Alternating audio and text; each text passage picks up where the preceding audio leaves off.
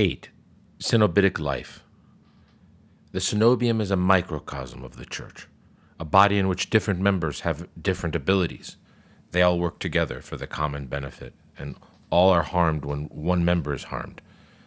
This concept is based on the words of St. Paul, "Ye are the body of Christ, and members in particular. When one member suffers, all the members suffer with it." 1 Corinthians 12:27. St. Basil the Great described this principle as follows, quote, "The one to whom general supervision of the monastery is entrusted, who appraises what has already been accomplished and plans and provides for what is to be done, exercises the function of the eye, so to speak. Another does the work of the ear, or the hand, in listening to orders and executing them, and so on for each member of the body.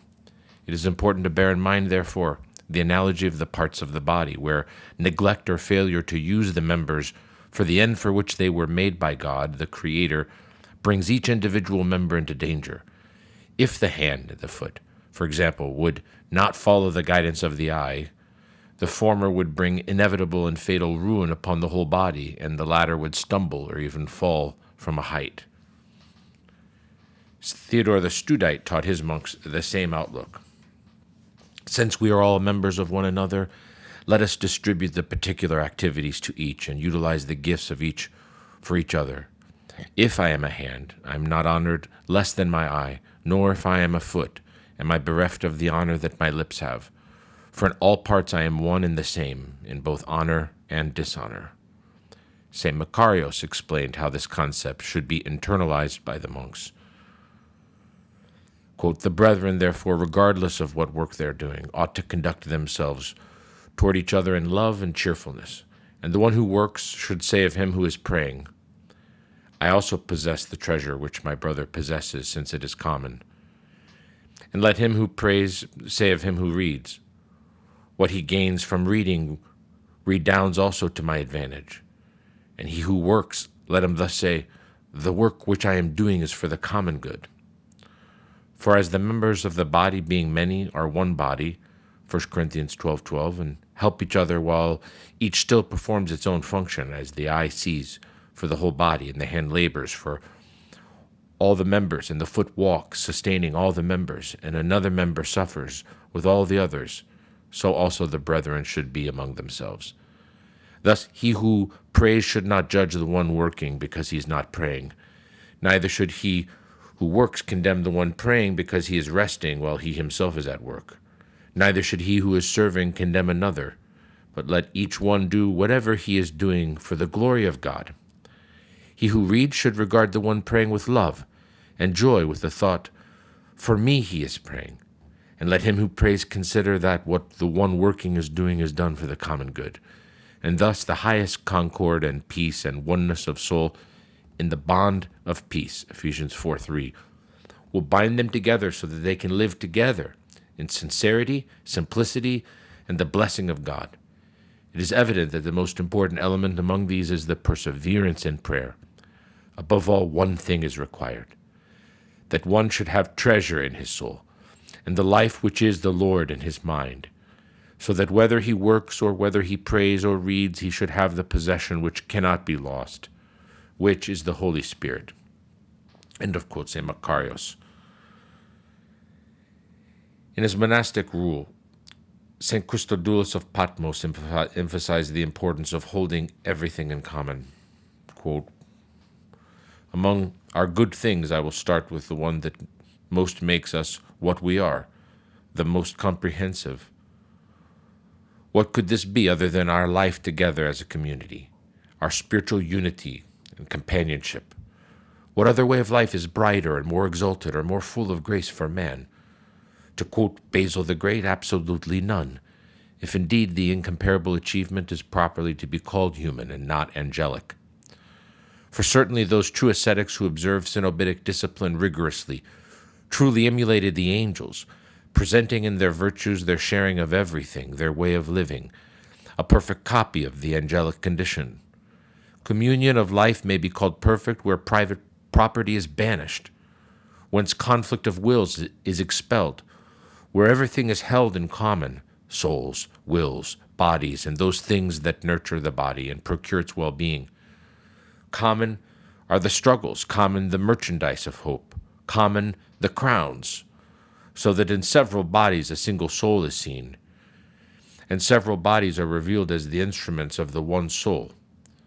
The life that is worthy to be praised according to the ascetical rules of Basil the Great is the one you and those who come after you will pursue living here." End of quote. The Holy Fathers of the Church condemned the practice of monks having their own possessions because they perceived that this exhibits a lack of brotherly love. For example, St. Anthony the Great said, "Those who renounce the world but want to keep something for themselves are torn in this way as dogs tearing after meat by the demons who make war on them." A striking ramification of this principle of owning nothing is that even the casual use of the word "my" was condemned. St. John Cassian taught, "Not even orally may anyone dare to call something his own, and that it is a great crime for a monk to say with his mouth, 'my book,' or 'my writing tablets,' or 'my pen,' or 'my tunic,' or 'my sandals.' If ever an expression of this sort slips out, through an adventure in advertence, or ignorance, he is to make appropriate reparation for it." Likewise, St. Basil the Great wrote, "The Scripture absolutely forbids the words 'mine' and 'thine' to be uttered among the brethren, saying, 'And the multitude of believers had but one heart and one soul, neither did anyone say that aught of things which he possessed was his own.'" Acts 4:32. St. John Chrysostom, describing monasteries of his day, said, "There is not mine and thine, but this expression is exterminated, that it is a cause of countless wars." St. Athanasius of Athos also made sure that among his monks, the chilling phrase that separates us from charity, "this is mine and that is yours," never became part of their lives. The Blessed Augustine gave the reason for having nothing of one's own in his monastic Typikon. "No one will claim anything as his own, neither garment nor anything else, for we have chosen the apostolic way of life." Monasticism is apostolic in the sense that monastics live together, holding all things in common, just as in the days of the apostles, all those who had believed were together and had all things in common. Acts 2:44. Many other saints prohibited personal ownership.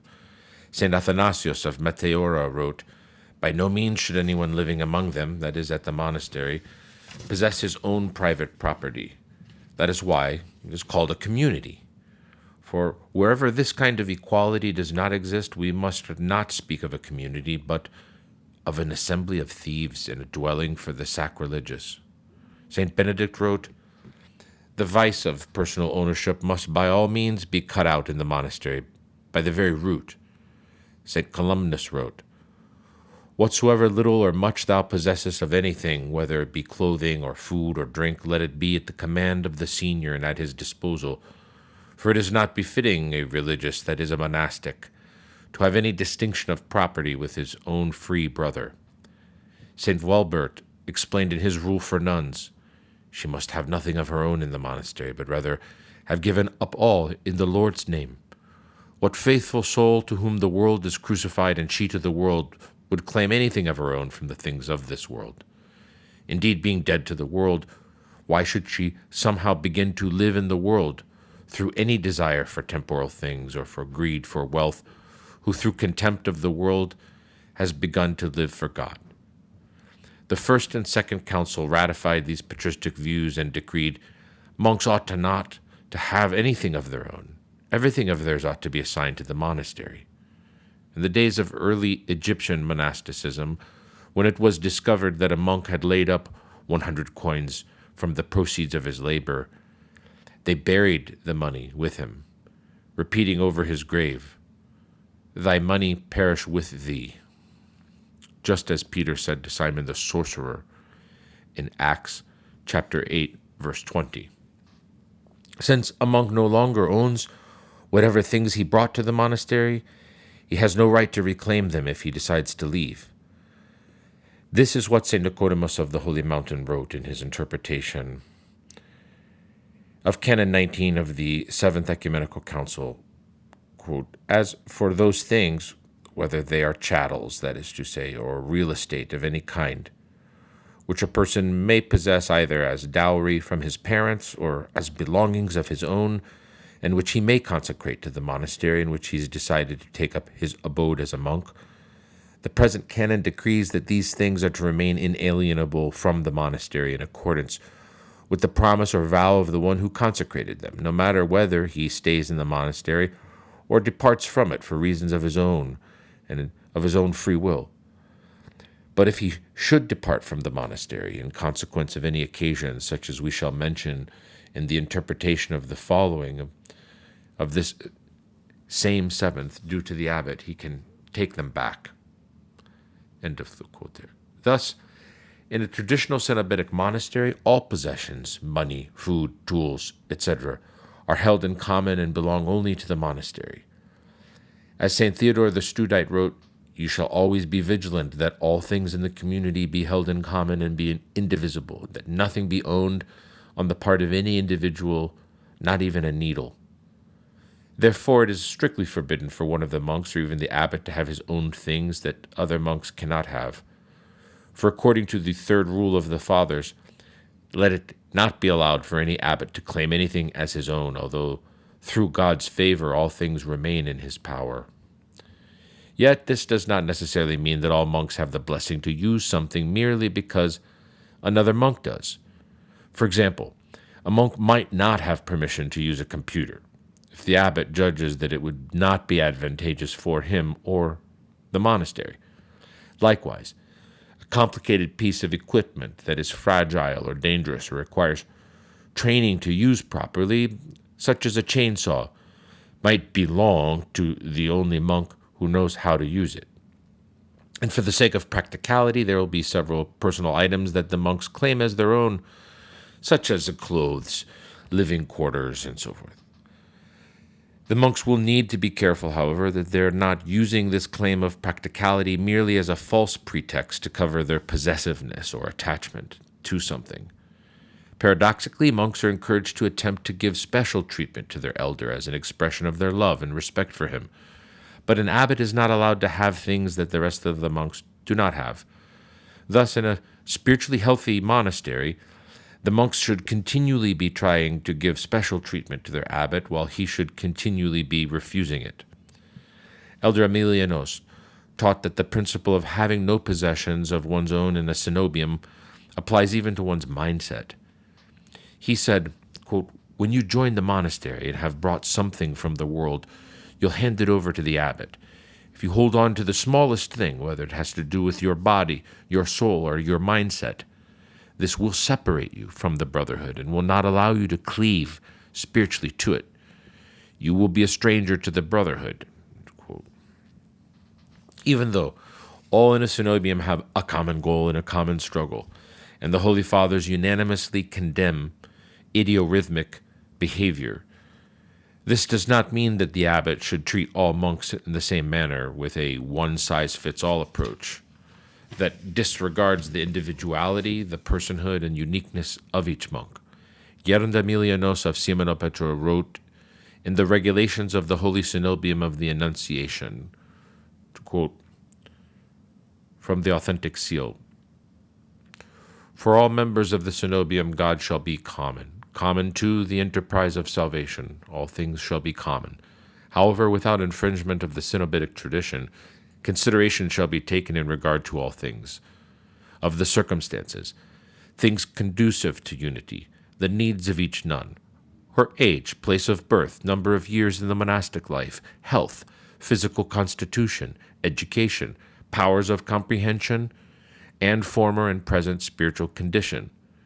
The abbess shall arrange the program of each nun with justice and in all wisdom, in a spirit of understanding and freedom, in order to encourage the development of a personal spiritual life, for the renewal of the inner self.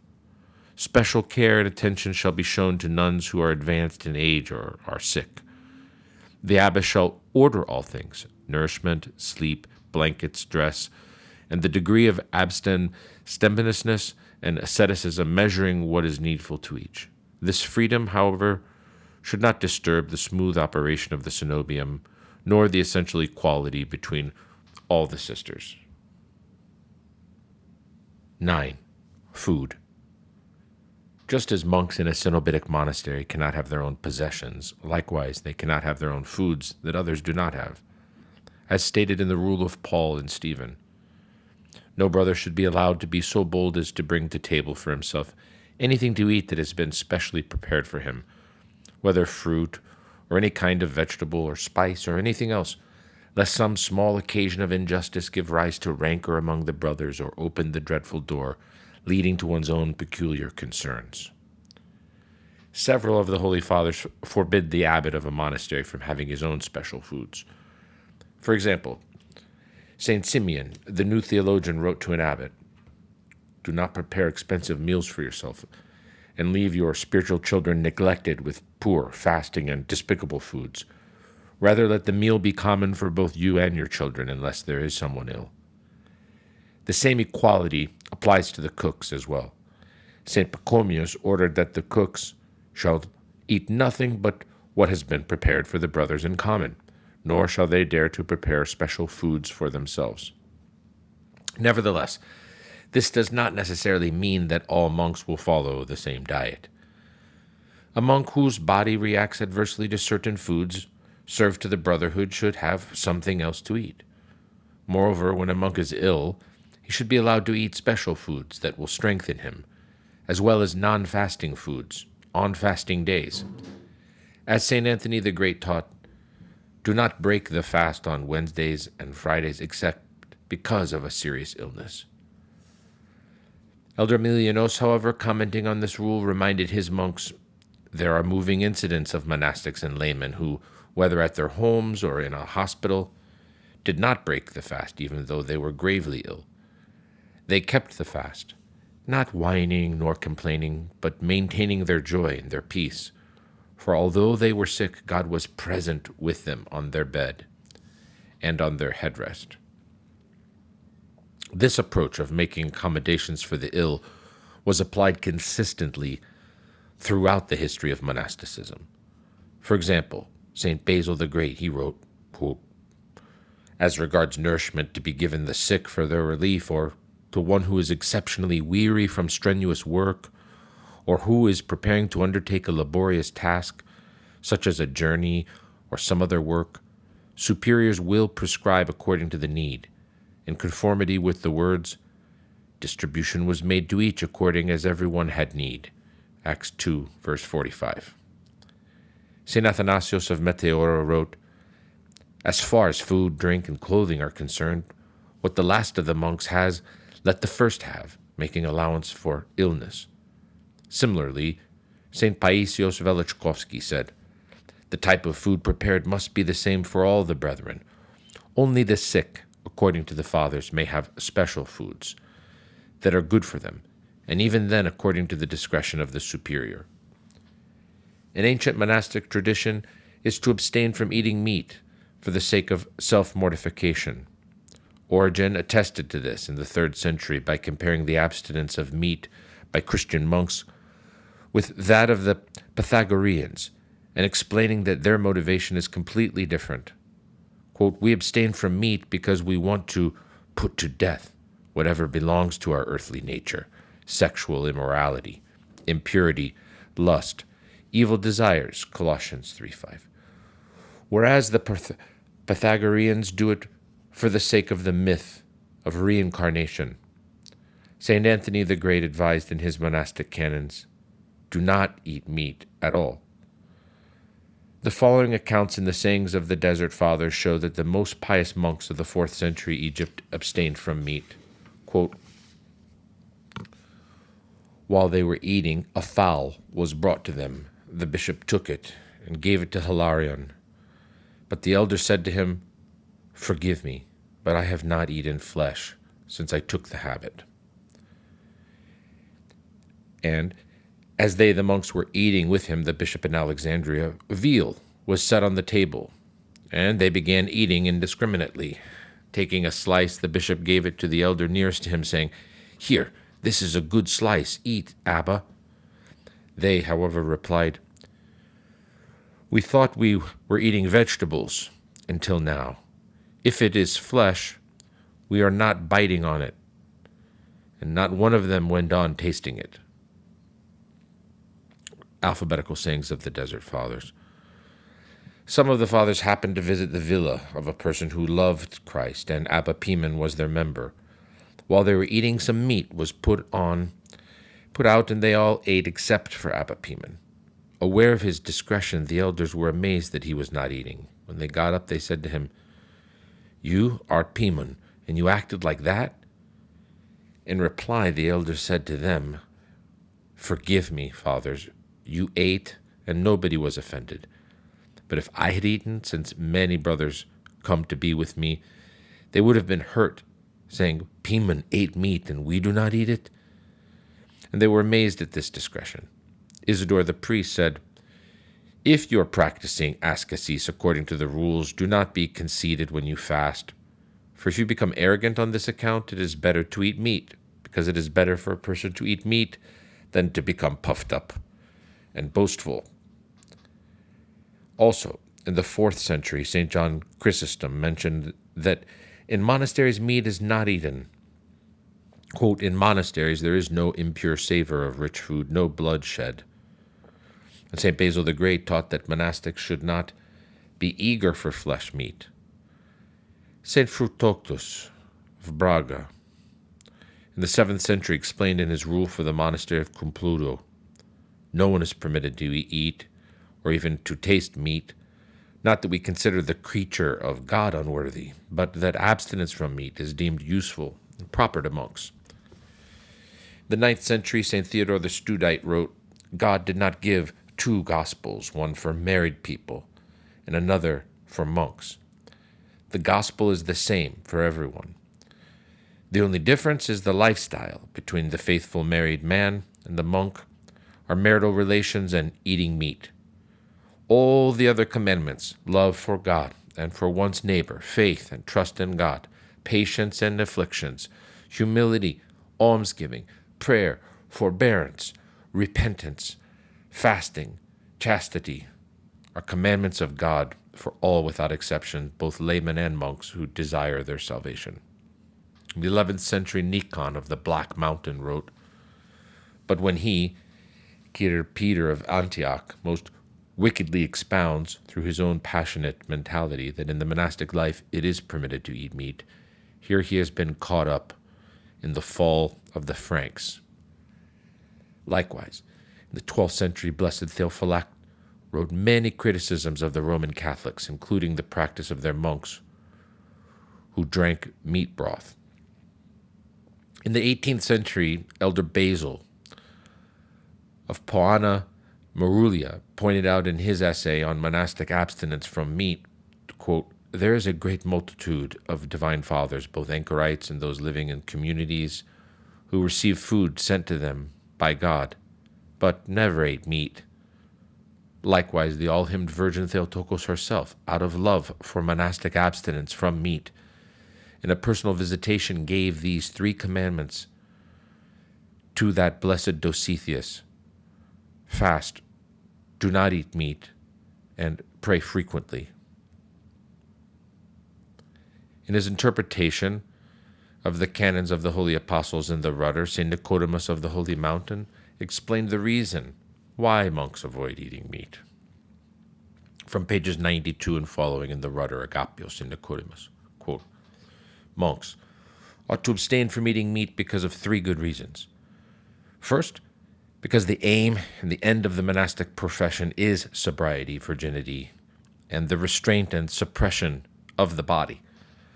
But the eating of meat, which is the richest of all foods in fat and grease, is in consequence unfavorable to sobriety and virginity, which is the same as saying that it is unfavorable to the aim and end of monastic life, owing to its tendency to tickle the flesh and to raise a war of wanton appetites and desires against the soul.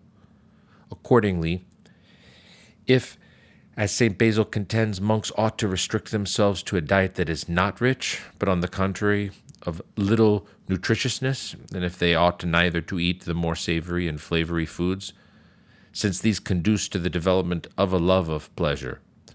According to the same saint, see against Plato, the 71st on his Discourses, how then can it be said that it is all right for them to eat meat, which is the richest of all foods, and the most nourishing, the most savory and flavory? Secondly, monks ought not to eat meat, because in doing so they are violating this most ancient custom among monks.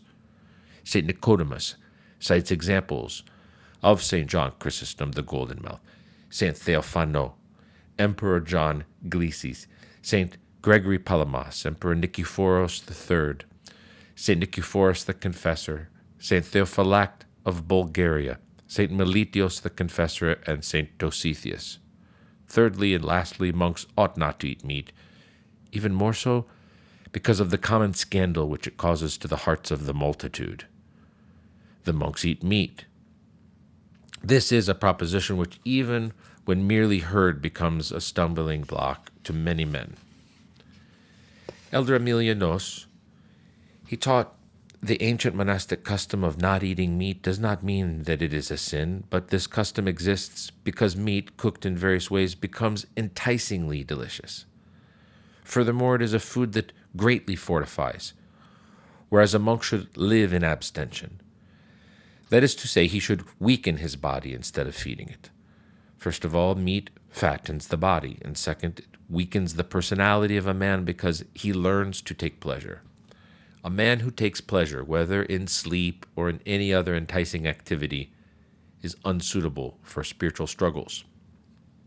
It was this ascetical mindset that led St. John of Sinai to recommend, let us deny ourselves fattening foods first, then foods that warm us, and then what makes our food pleasant.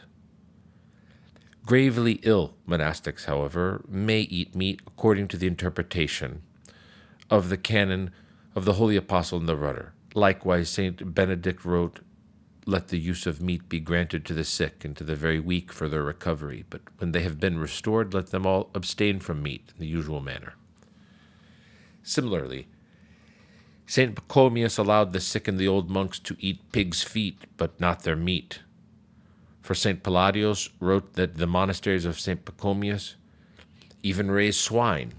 When I criticized this practice, they told me, it is a custom we have received in the tradition to raise them with the winnowings and the vegetable leftovers and all that is left over and thrown out, that it not be wasted. The swine are to be killed and the meat sold, but their feet must be given to the sick and to the old, because the country is small and heavily populated. For the Blemmyes people live near them. End of quote. St. Cesarius wrote in his rule for nuns, fowls are to be brought forth only for the sick. They're never to be served in community. No flesh meat is ever to be taken at all for nourishment, and if by chance someone should be gravely ill, she may take it to be the order and the permission of the abbess. According to the 8th century Irish rule of Talc, St. Maurune, quote, did not permit venison, liver, or fat in the refectory, even at Pascha, for a period of over 20 years, though eventually he did allow those because of the famine by which the land was stricken. Elder Cleope Ili of Romania also believed that there are exceptions to the rule prohibiting monks from eating meat, for he said, according to the order of monastic life and the holy canons, monks are not allowed to eat meat unless they're being given hospitality by laymen who are unaware that monks don't eat meat, or they don't have any other food to give them to eat. Due to the different physical needs of different people, monastics should be free to eat whatever is necessary, even if this entails eating at times different than usual, but always with the blessing of the abbot. For St. Basil the Great wrote, it is also impossible to lay down a rule that the time for taking food as well as the manner of taking it and its quantity be the same for all. The objective, however, satisfying need, must be common to all alike. Similarly, St. John Cassian wrote that we should use only the food that is needed for strengthening our infirmity and not that which desire demands. Fasting and continence consist in moderation. Each must fast as much as necessary for the taming of fleshly warfare. As Abba Pimen put it, we have not been taught to kill our bodies, but to kill our passions. St. Nilus Sorski suggested that monks use trial and error in order to determine the optimal amount of food to eat. From Nils Sorski's complete writings, quote, in regard to the daily measure and quantity of food to be eaten, the fathers have taught that each person should freely determine for himself in the following way. If a monk seems to feel an excess of fullness after a meal, let him decrease the amount taken during the next meal. But when he sees that the amount of food he has taken was inadequate to sustain his bodily energy, let him then increase the amount a bit more. And in this way, after he's learned what is necessary through experience, he should settle upon such a quantity of food that can support his bodily health. Thus he will not be a slave to the pleasure of the palate, but be guided by what is truly necessary. In general, a novice can be guided by the best rule, namely to stop eating food when he feels still a little bit hungry. But if he feels full, he does not sin in this. But having allowed himself to eat to satiety, let him reproach himself. In this manner he will transform the attack of his enemy and put himself on the path to victory over the enemy. End of quote, Sorski. As an extension of the principles of Cenobitic life, not only should possessions and food be held in common, but also tasks. As St. Cesarius of Arlis wrote to his nuns, all works should be done in common. 10. Money. Almsgiving is a natural expression of love for neighbor encouraged in the New Testament. Christ taught, give to him that asketh thee. Matthew 5:42. St. John the Baptist said, he that hath 2 coats, let him impart to him that hath none, and he that hath food, let him do likewise. Luke 3:11. And St. Paul wrote, they asked only one thing, that we remember the poor, which was actually what I was eager to do. Galatians 2:10. Therefore, a monastery should always make a point of giving to the needy, following the example of the great monastic saints. For example, St. Basil the Great wanted one of the monks in a monastery to be entrusted with the task of distribution of alms.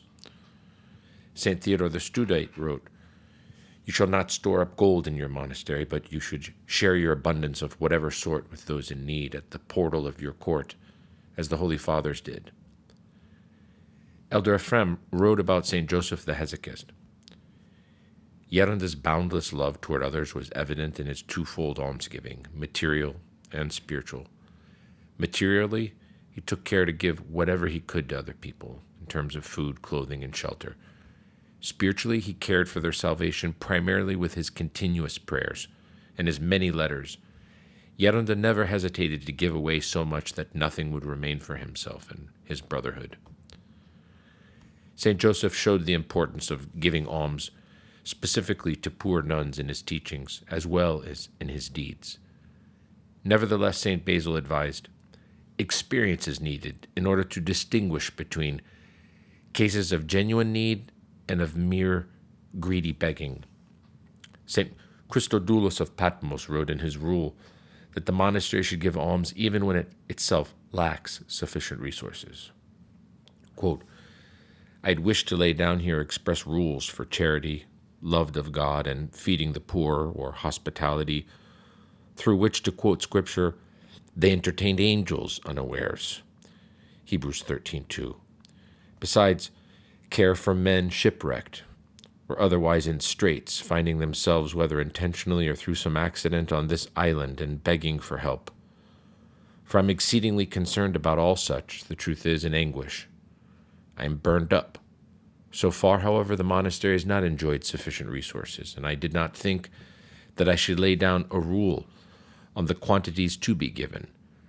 Nevertheless, I exhort and enjoin in a brotherly fashion in Christ all those of my spiritual fathers and brothers who will successfully govern our holy monastery to give all possible thoughts to what I'm saying, to provide for the poor, and always attach great importance to caring for them, never neglecting the needy, but giving to them in proportion to the means of the monastery. End of quote. From the Byzantine Monastic Foundation documents. The rule of St. Comgall orders, "You may not buy, sell, or conceal the mercy of God. Whatever you acquire over and above your needs is to be given to the poor." St. Athanasius of Meteora wrote in his monastic rule, "If there should be a surplus of grain, wine, or oil, they, the monks, should not go around selling it, but should hand it out free of charge."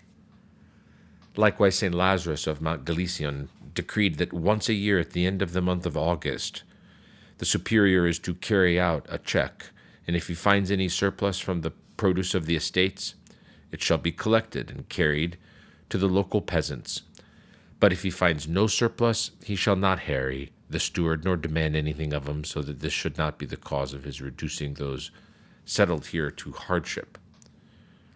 For items produced and sold by the monastery, St. Benedict suggested, "As regards the prices of these things, let not the vice of avarice creep in, and let it always be given a little cheaper than it can be given by seculars, that God may be glorified in all things." 1 Peter 4:11. Likewise, the rule of the Master explains, "Let inquiry be made about the price for which seculars could sell it. Then let it always be sold at a lower evaluation and for sufficiently less money, to make it evident that in this regard spiritual men are distinguished from seculars, by the difference in what they do, since they are not, out of commercialism, which is the enemy of the soul, seeking profit beyond which is just, but are even benevolently agreeing to accept a price lower than what is just." St. Paisios of the Holy Mountain also warned against this spirit of commercialism.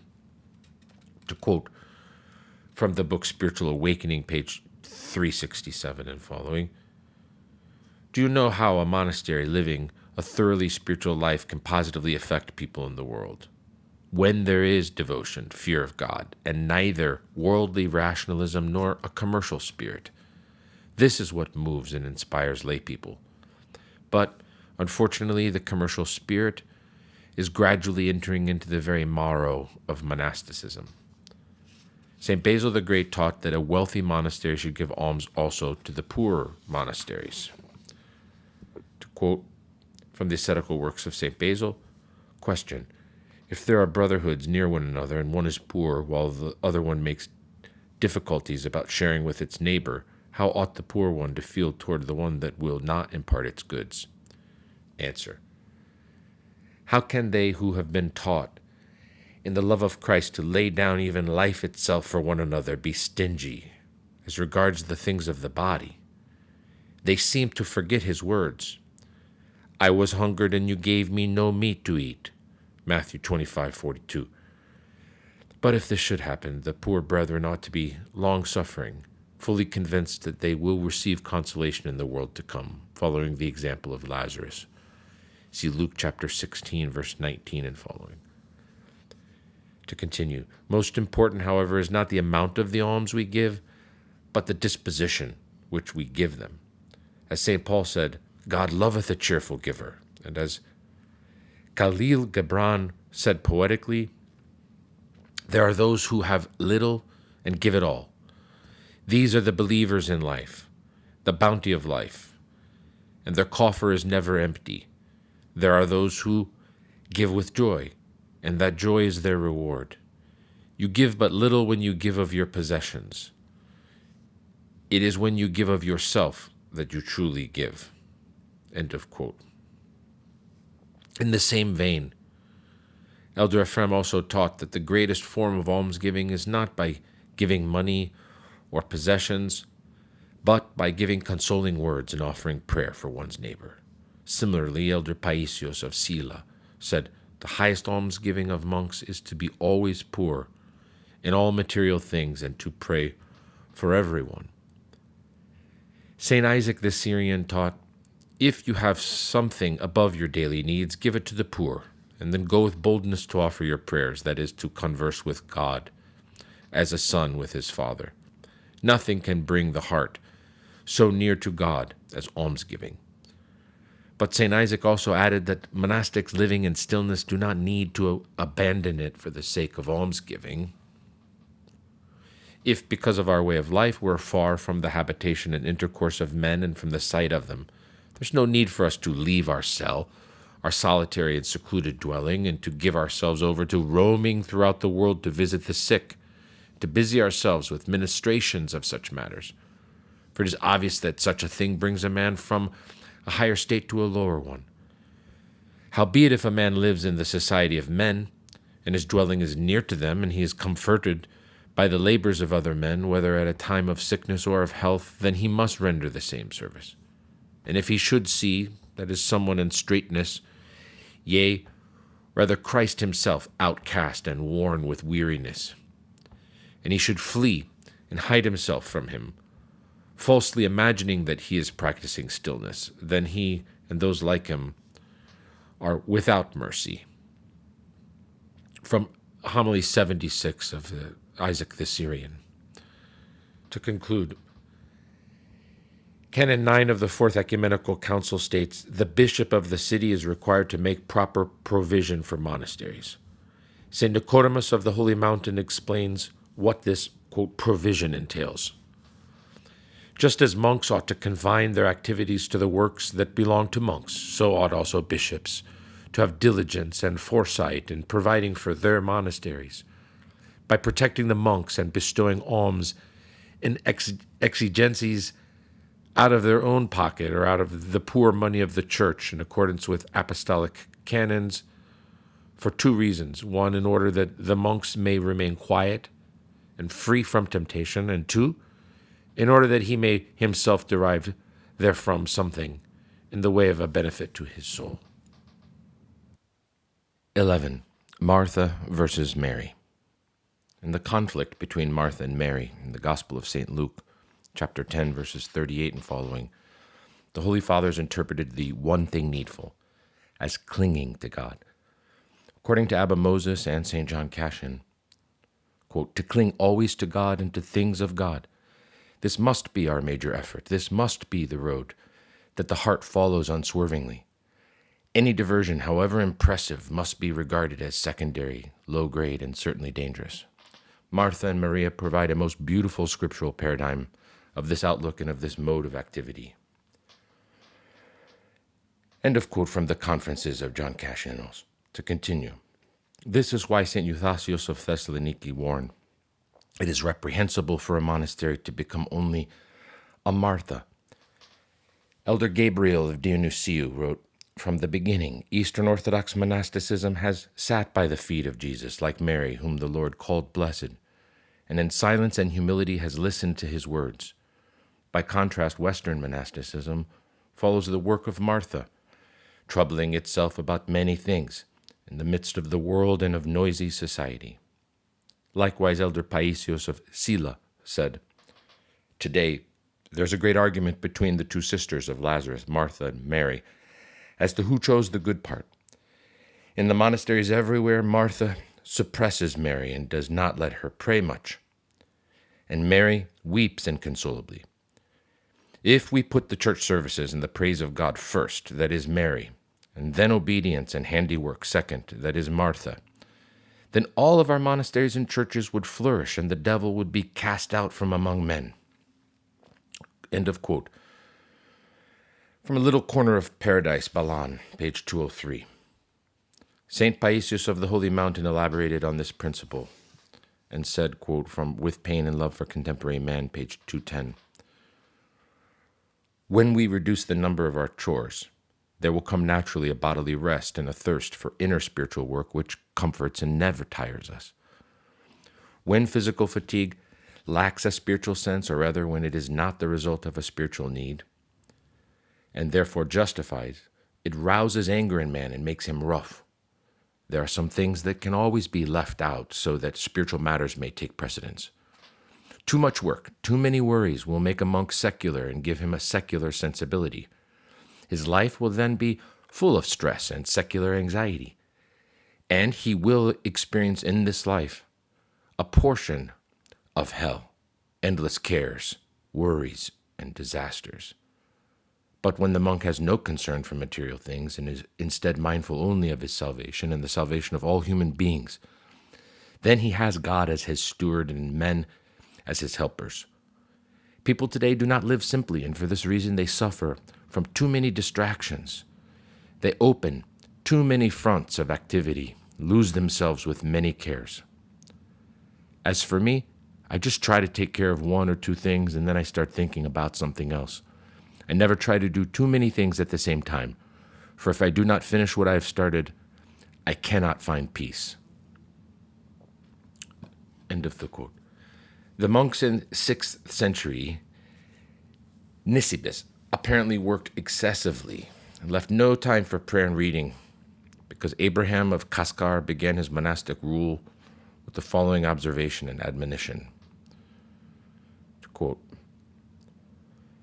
"Since the time when we settled down in this place, we brothers who dwell here have labored and wearied ourselves to excavate the caves and to build the cells for ourselves, in order to dwell in them, and wherefore we have approached this manner of life only recently. We have neglected to lay on ourselves anything that is commensurate with this manner of life. But now, since we've rested a little from bodily toil and labor, and since we have come to ourselves, we have consulted together to choose something for us from the divine books and from the sayings of the Holy Fathers, something which is fitting for the healing of our abscesses and for the remedy of our sores. Above all, there is tranquility, according to the command of the Fathers and according to the Apostle to the Thessalonians, as he says, 2 Thessalonians 3:12 and 1 Thessalonians 4:10-11. We beseech from you, brothers, that you should superabound and be diligent to become quiet and assiduous in your affairs." And again he says, "But this we command to you and ask for you, from you and our Lord Jesus the Messiah, that in quietness they may work and eat their bread." And again says Isaiah, "The work of righteousness shall be peace, and the service of righteousness quietness." And from Marcus the monk, "If the body be not quiet, the mind cannot be quiet." Quietness, however, is preserved by two means: through constant reading and prayer, or by the service of hands and through meditation. As Abba Isaiah says, and as also the wise one says, "Idleness generates a multitude of evils," and again, "A man who does not do work is cast into desires all the time. So then let us persevere in our cell in quietness, and let us flee from idleness that brings blame." To continue. In order to avoid the trap of excessive labor, monastics must learn to be content with temporary incompleteness. An example of such incompleteness is if something minor is not complete or in order when it is time for prayer or resting. Monastics need to have the discernment to recognize that it is minor, and to have the sense of balance to leave it for tomorrow, so that their monastic schedule and inner peace will not be disrupted. For such cases, the second rule of the Fathers states, nothing ought to come before prayers. St. John of Sinai warns monastics, "He who is busy with something and continues it when the hour of prayer comes is deceived by the demons. Those thieves aim at stealing from us 1 hour after another." Likewise, St. Sophronia of Essex said, "Don't let your work absorb you so much that you lose the prayer. If one of your jobs takes a very long time and it is not very important, leave it. If it keeps you from prayer, don't get lost in details and lose communication with God." If, however, something major is not complete when it is time for prayer, the Holy Fathers teach that we should not leave it undone, but instead we should miss the church service in order to finish it. For example, when St. Basil the Great was asked, if he who is engaged in the cellar or kitchen or similar work fails to appear at the regular time of psalmody and prayer, does his soul escape harm? He replied, each man keeps his own rule by doing his own work, like a member in the body, and he suffers harm if he neglects the task assigned him. If he cannot join the rest with his bodily presence, let him not be disturbed. But we must beware lest anyone able to fulfill his allotted task in good time and set an example to others urge as an excuse that he is busy with work. St. John of Sinai urged monks to discern when work is more important than prayer. He said, let us keep wide awake with all vigilance, take care with all carefulness, watch with all watchfulness as to when and how service should be preferred to prayer, for this is certainly not always the case. Likewise, St. Mark the ascetic taught that monks must discern when work is more necessary than prayer. Quote, a monk ought not to prefer every kind of ministry over prayer or be drawn by them when the need arises, except out of necessity. Nor when confronted with some necessity and the need to do God's work, should he avoid and reject them under the pretext of prayer. He should rather understand the difference between them and devote himself of his own accord to doing God's work. Prayer without ceasing is the service ordained for us, 1 Thessalonians 5:17. Because of this, we must prefer it over occupations that are not indispensable.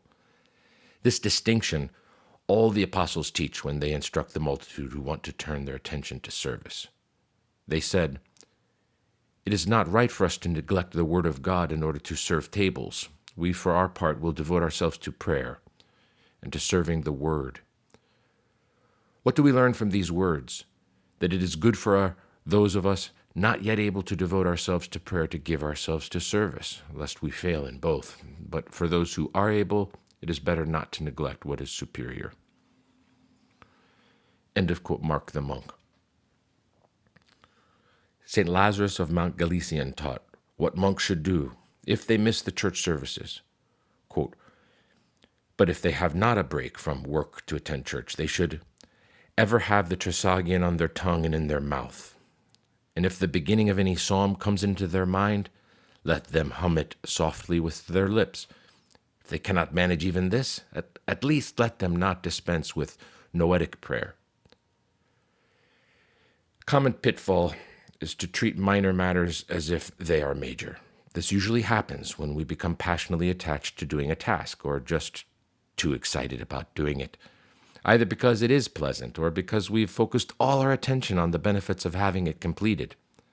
As a result, we lose focus on the role it plays in the bigger picture. Then we become impatient and begin sacrificing more important things to complete it as soon as we can. It requires continual discernment, which St. Anthony the Great and St. John Cassian praised as the most excellent virtue, to remain on the royal path.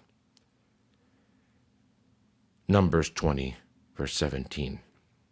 Without deviating either to the right through excessive zeal or to the left through slothfulness, as St. Basil taught. He is upright in heart who does not have his mind inclined to excess nor to deficiency, but directs his endeavors toward the midpoint of virtue.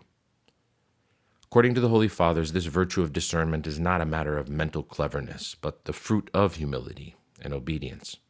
As St. John of Sinai wrote, obedience is an abandonment of discernment in a wealth of discernment. From obedience comes humility, as we've said earlier. From humility comes discernment, as the great Cassian has said with beautiful and sublime philosophy in his chapter on discernment. There can also be a conflict between Martha and Mary on an institutional level of monasticism. In 15th century Russia, two monastic saints had different approaches to the role of monasticism in society.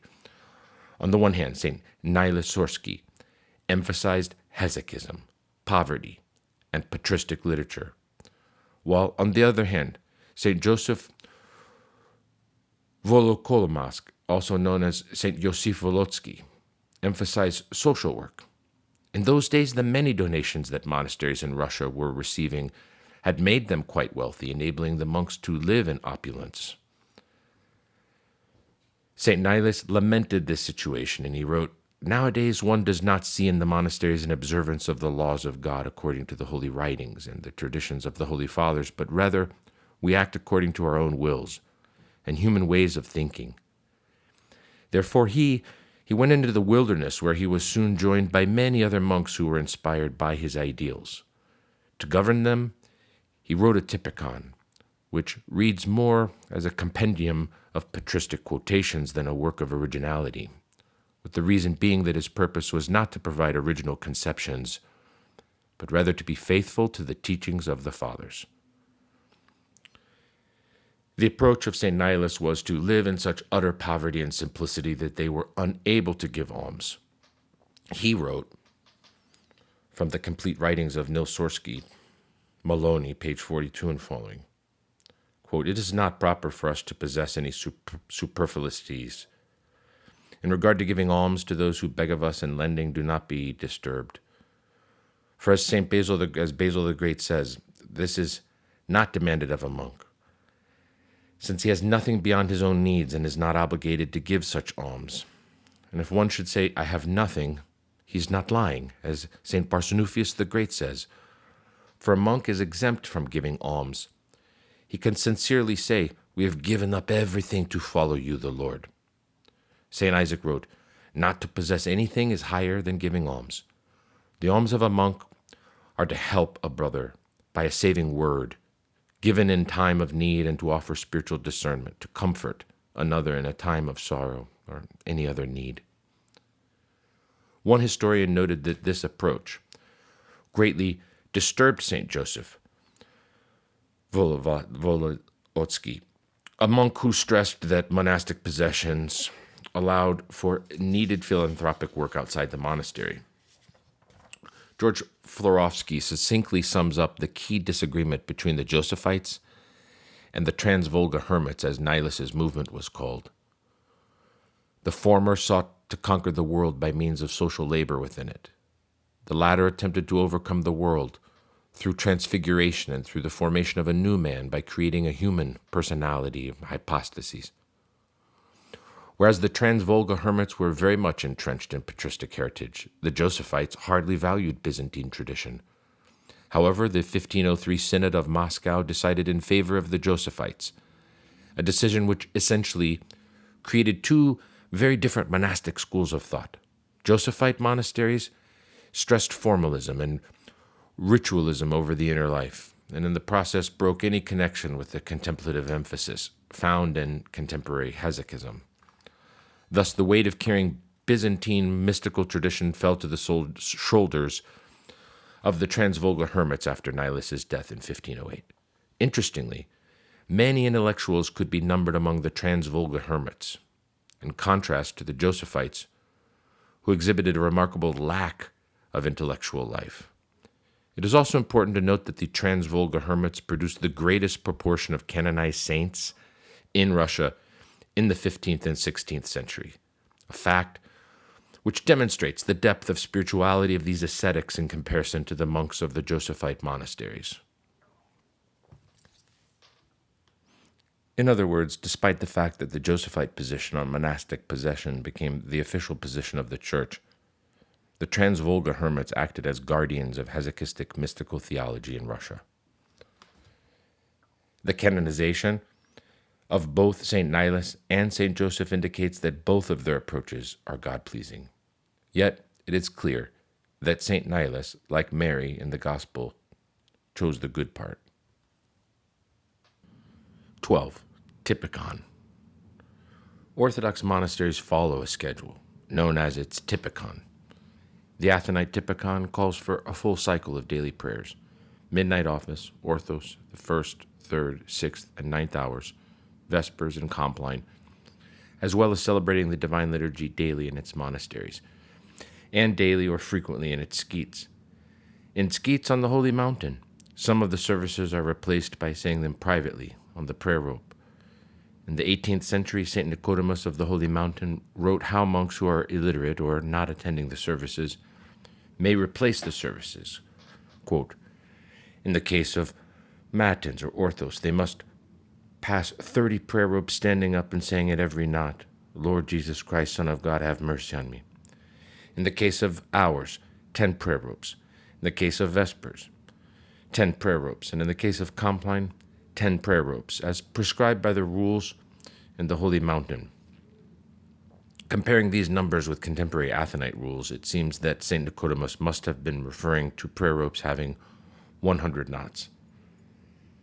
St. Sophronia of Essex once advised a Huron monk living alone to fulfill his prayer rule by saying the Jesus prayer not a specific number of times, but for a specific duration of time.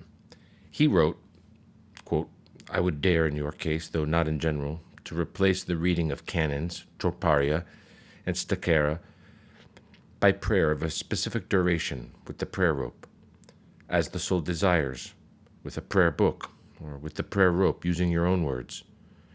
Instead of vespers, 45 minutes. For compline, 45 minutes. For matins, 2 hours, in total 3.5 hours. Partly with books, Psalter, Horologion, canons, partly with prayer ropes, partly in your own way. In the latter case, you need to watch that this freedom not become an occasion for your mind to wander all over the world, and ensure that freedom simply gives the soul greater liberty to pray with more concentration from the heart.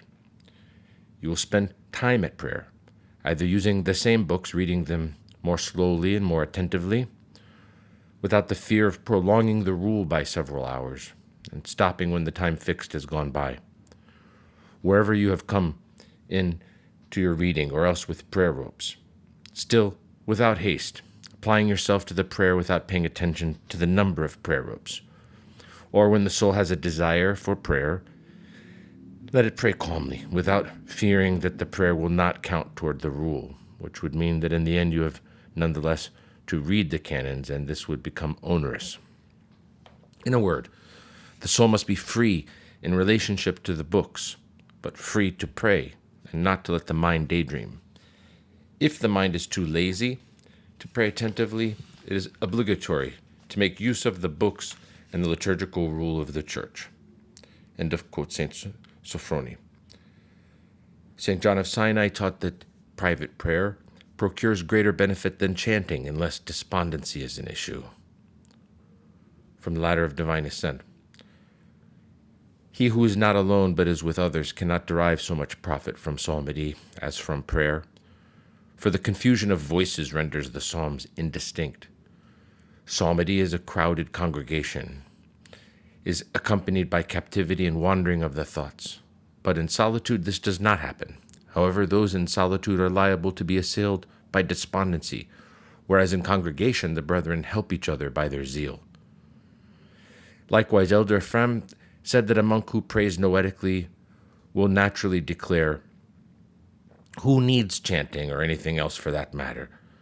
Since the Desert Fathers possessed noetic prayer, they did not need such things. Of course, those prayers and services are sanctioned by the Church, but people who have found this method of noetic prayer, which is much higher than the conventional prayers, abandoned the conventionalities and laid hold of the essence. St. Sophronia of Essex also viewed noetic prayer as the most lofty spiritual work. Noetic prayer is the kernel of true monastic life. There is no higher or more perfect spiritual practice, and consequently neither is there a more difficult struggle. Since private prayer and noetic prayer are much more fruitful than conventional prayers, some monasteries allot more time for noetic prayer in one's cell and less time for the services. Despite the superiority of noetic prayer, St. Isaac the Syrian explained why reading conventional prayers, the office, is still necessary. Quote, the heart acquires greater freedom of speech with God during noetic prayer than it does during the office, but complete neglect of the office causes pride, and it is out of pride that one falls away from God. You see, the very fact that someone forces himself to be subjected to a rule when he is quite free in his way of life, keeps the soul humble. This is why the Holy Fathers, even though they possess continual prayer, being filled with the Holy Spirit and never ceasing for a moment from prayer, used to observe, not only in the manner of the office, but also in that of prayer as well, all that was ordained in the matter of times set apart, and the specifically fixed numbers of prayers involving the visible participation of the body and performed with kneelings. End of quote, Isaac the Syrian. St. Joseph the Hesychist attached great importance to staying on schedule. He said, without prayer, without watchfulness, without orderliness, without effort, without keeping to our schedule, we will be unable to acquire any of the treasures about which the watchful fathers speak. Likewise, Archimandrite George Kapsanis of Grigoriou Monastery taught, following the Typika serves other spiritual goals as well. It expresses and cultivates in monks obedience to the traditions and institutions of the Church. In this manner, it helps them to put themselves under the Church and in the Church instead of above the Church. It also ensures orderliness, concord, and unity of the brotherhood worshiping in the temple. This is a practical application of what St. Paul wrote, "Let all things be done decently and in order," 1 Corinthians 14:40. Nevertheless, it is important that to maintain a certain flexibility as regards the Typikon, since rigidly insisting on orderliness gives rise to disorder by encouraging the letter of the law to the detriment of the spirit of the law. For example, if some minor deviation from the Typikon is made during one of the church services, making a fuss over it could ruin everyone's peace and prayerfulness. When necessary, the deviation can be corrected afterwards. This approach is in line with the following teaching of Abba Isaiah. Brethren, do not talk at all except out of great necessity in the refectory or in the services, and do not correct anyone who chants, unless he asks you. For if he makes a mistake in one word and passes over it, he's passed over a simple word. Do not immediately tell him his mistake and agitate him. Evangelinos, Book 2. Sometimes during church, disagreements arise regarding what should be chanted that lead to arguments and even bitterness and anger. Such incidents reveal that we have forgotten that the whole purpose of having a Typikon is to avoid temptations rather than create them. If our aim in performing the church services is to pray, but then we ruin prayer in our attempt to perform the services correctly, it is evident that we have lost the essence of why we are performing them in the first place.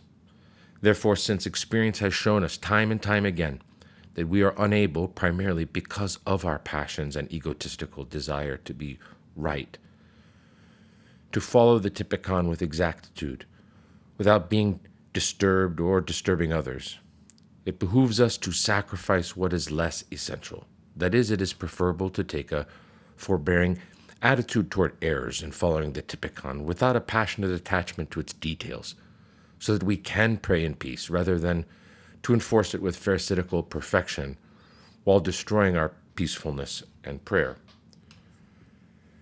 Footnote.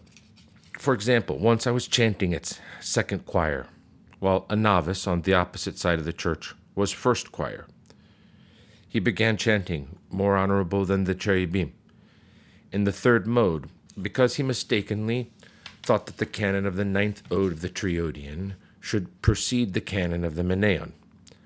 I could have changed the mode to the correct one when it was my turn to chant the following verse and sent someone across the church to correct him, but this seemed unnecessarily disruptive to me. Therefore, I chose to let him chant it in the wrong mode and the canons in the wrong order. Afterwards, I explained to him that the canon of the Menenian always precedes that of the Triodion, not because I believe that this convention has great spiritual importance, since the historical reason for this may have been purely practical, but because I know that by agreeing on such conventions, we will be able to conduct the services in a more orderly fashion. Moreover, I honor the traditional order of liturgical worship as one of the treasures of the Orthodox Church, and therefore I do not want to begin picking and choosing which aspects of the Orthodox tradition to follow. To continue, Yaron Ephraim had an exemplary stance toward the Typikon. He rarely involved himself with its minute details, and only for serious deviations and omissions would he make corrections.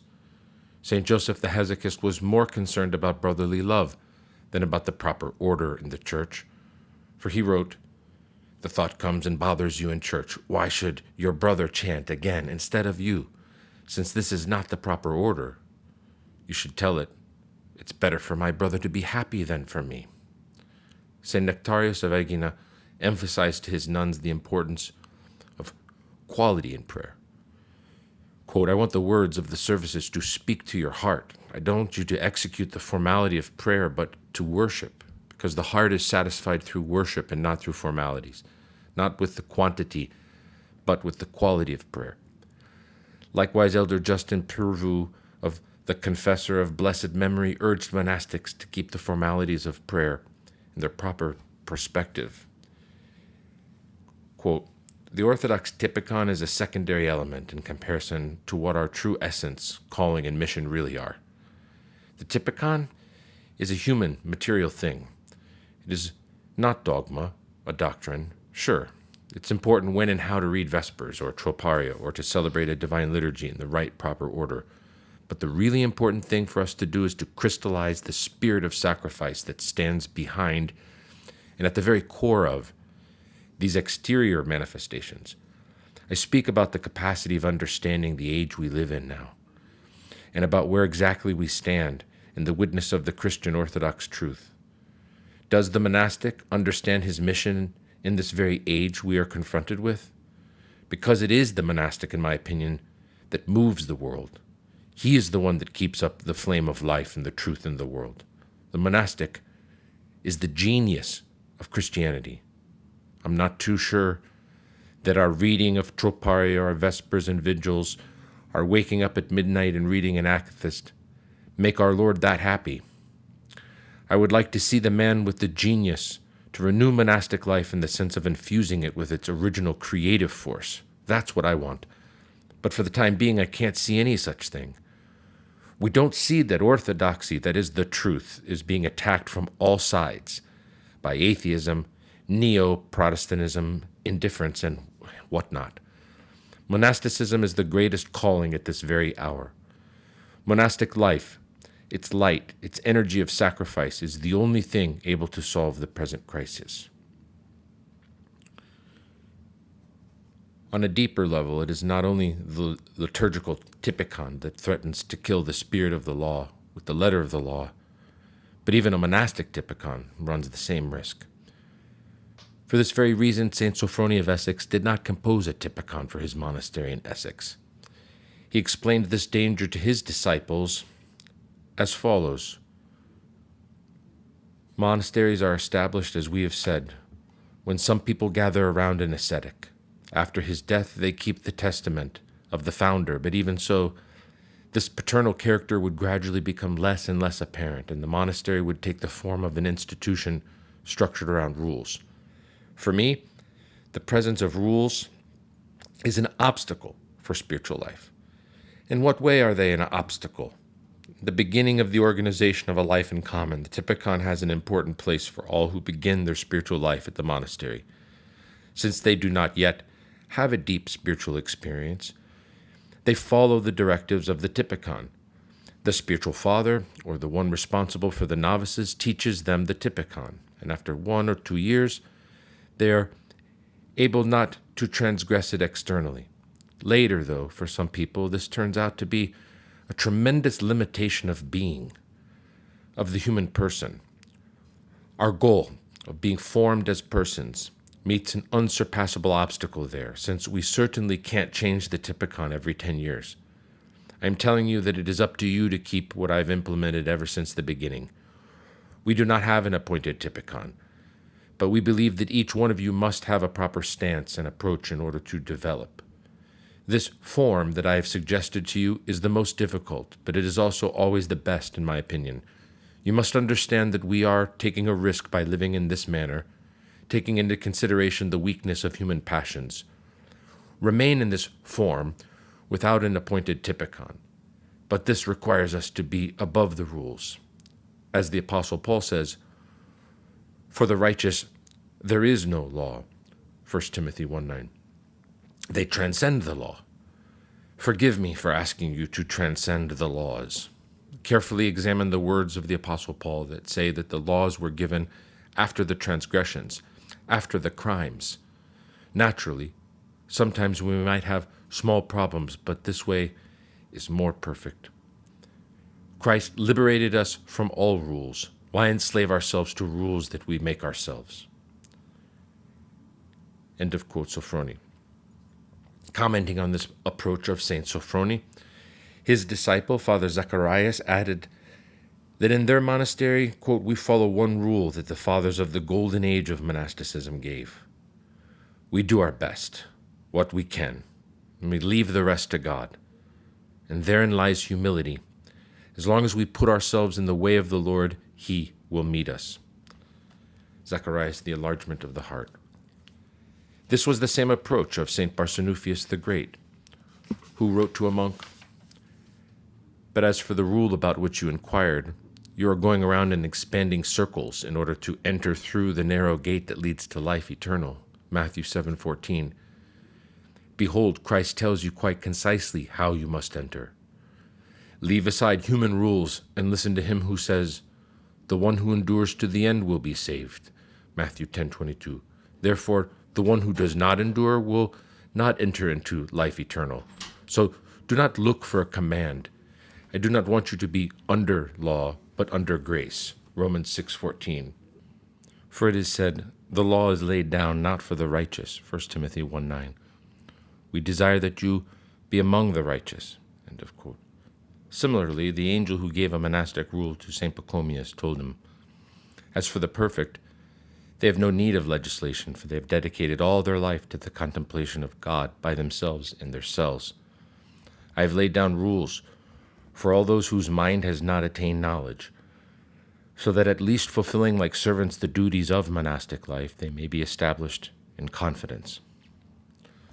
St. Paisios of the Holy Mountain observed, "In some monasteries today they fuss unnecessarily over details, but can't find time for the spiritual things that should be their first concern. If young people entering the monasteries merely exchange worldly anxiety for legalism in the monastery, they won't find peace."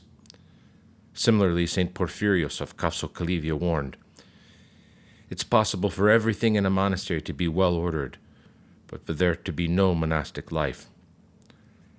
St. Sophrony later added these clarifications to his avoidance of having a Typikon.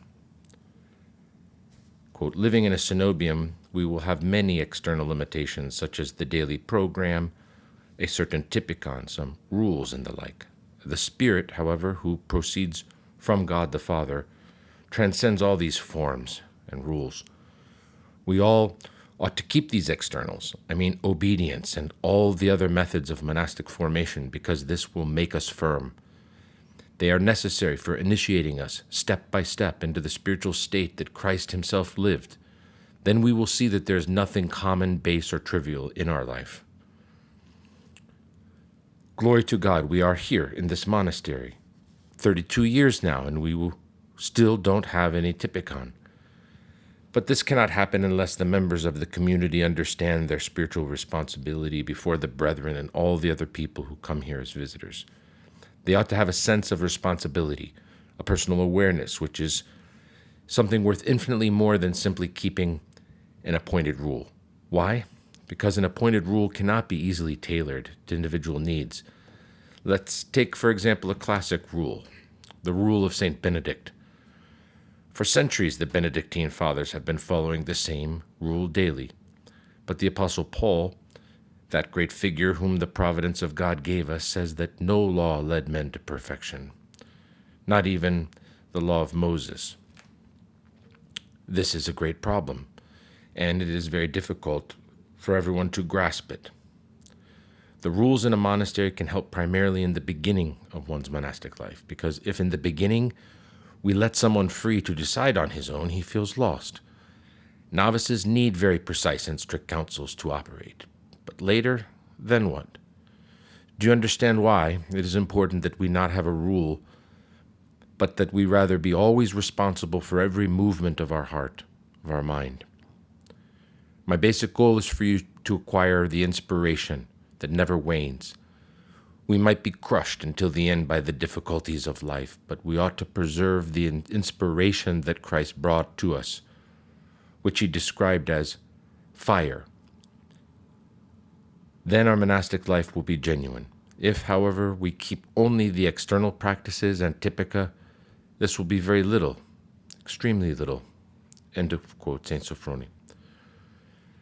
Of course, St. Sophrony was not recommending the kind of idiorhythmic anarchy condemned by the Holy Fathers, for St. Joseph Wolodzki warned, "Now, where are those who say, it is better to live where there is no burden, constraint, or penances? One should instead live as he wishes. What shall we say to them? They themselves have already demonstrated that they are more wretched than malicious worldlings. For worldlings will be called to account regarding the Lord's commandments, and monks even more so. Why then did St. Ephrem say, there is a great calamity where laws and canons do not dwell? Basil the Great says, if we do not observe the divine commandments and the patristic traditions, demons enter us and create whatever they want. Likewise, St. Paisios of the Holy Mountain observed that those who are spiritually immature need restrictions and commandments. For when someone criticized religion because it confines and restricts us, St. Paisios replied with the following examples. Before he is born, the infant is protected within the womb of the mother. He is under confinement. After the child is born, the parents place their baby in a crib with a railing all around it. The crib is like a little prison, but the parents do this out of love, for the child's own good. When the child is learning to walk, they hold him by the hand to protect him from falling, and when he grows up, there are the laws of the state which he must observe. In other words, there is a need to have some restrictions, otherwise impunity and rebelliousness lead to destruction.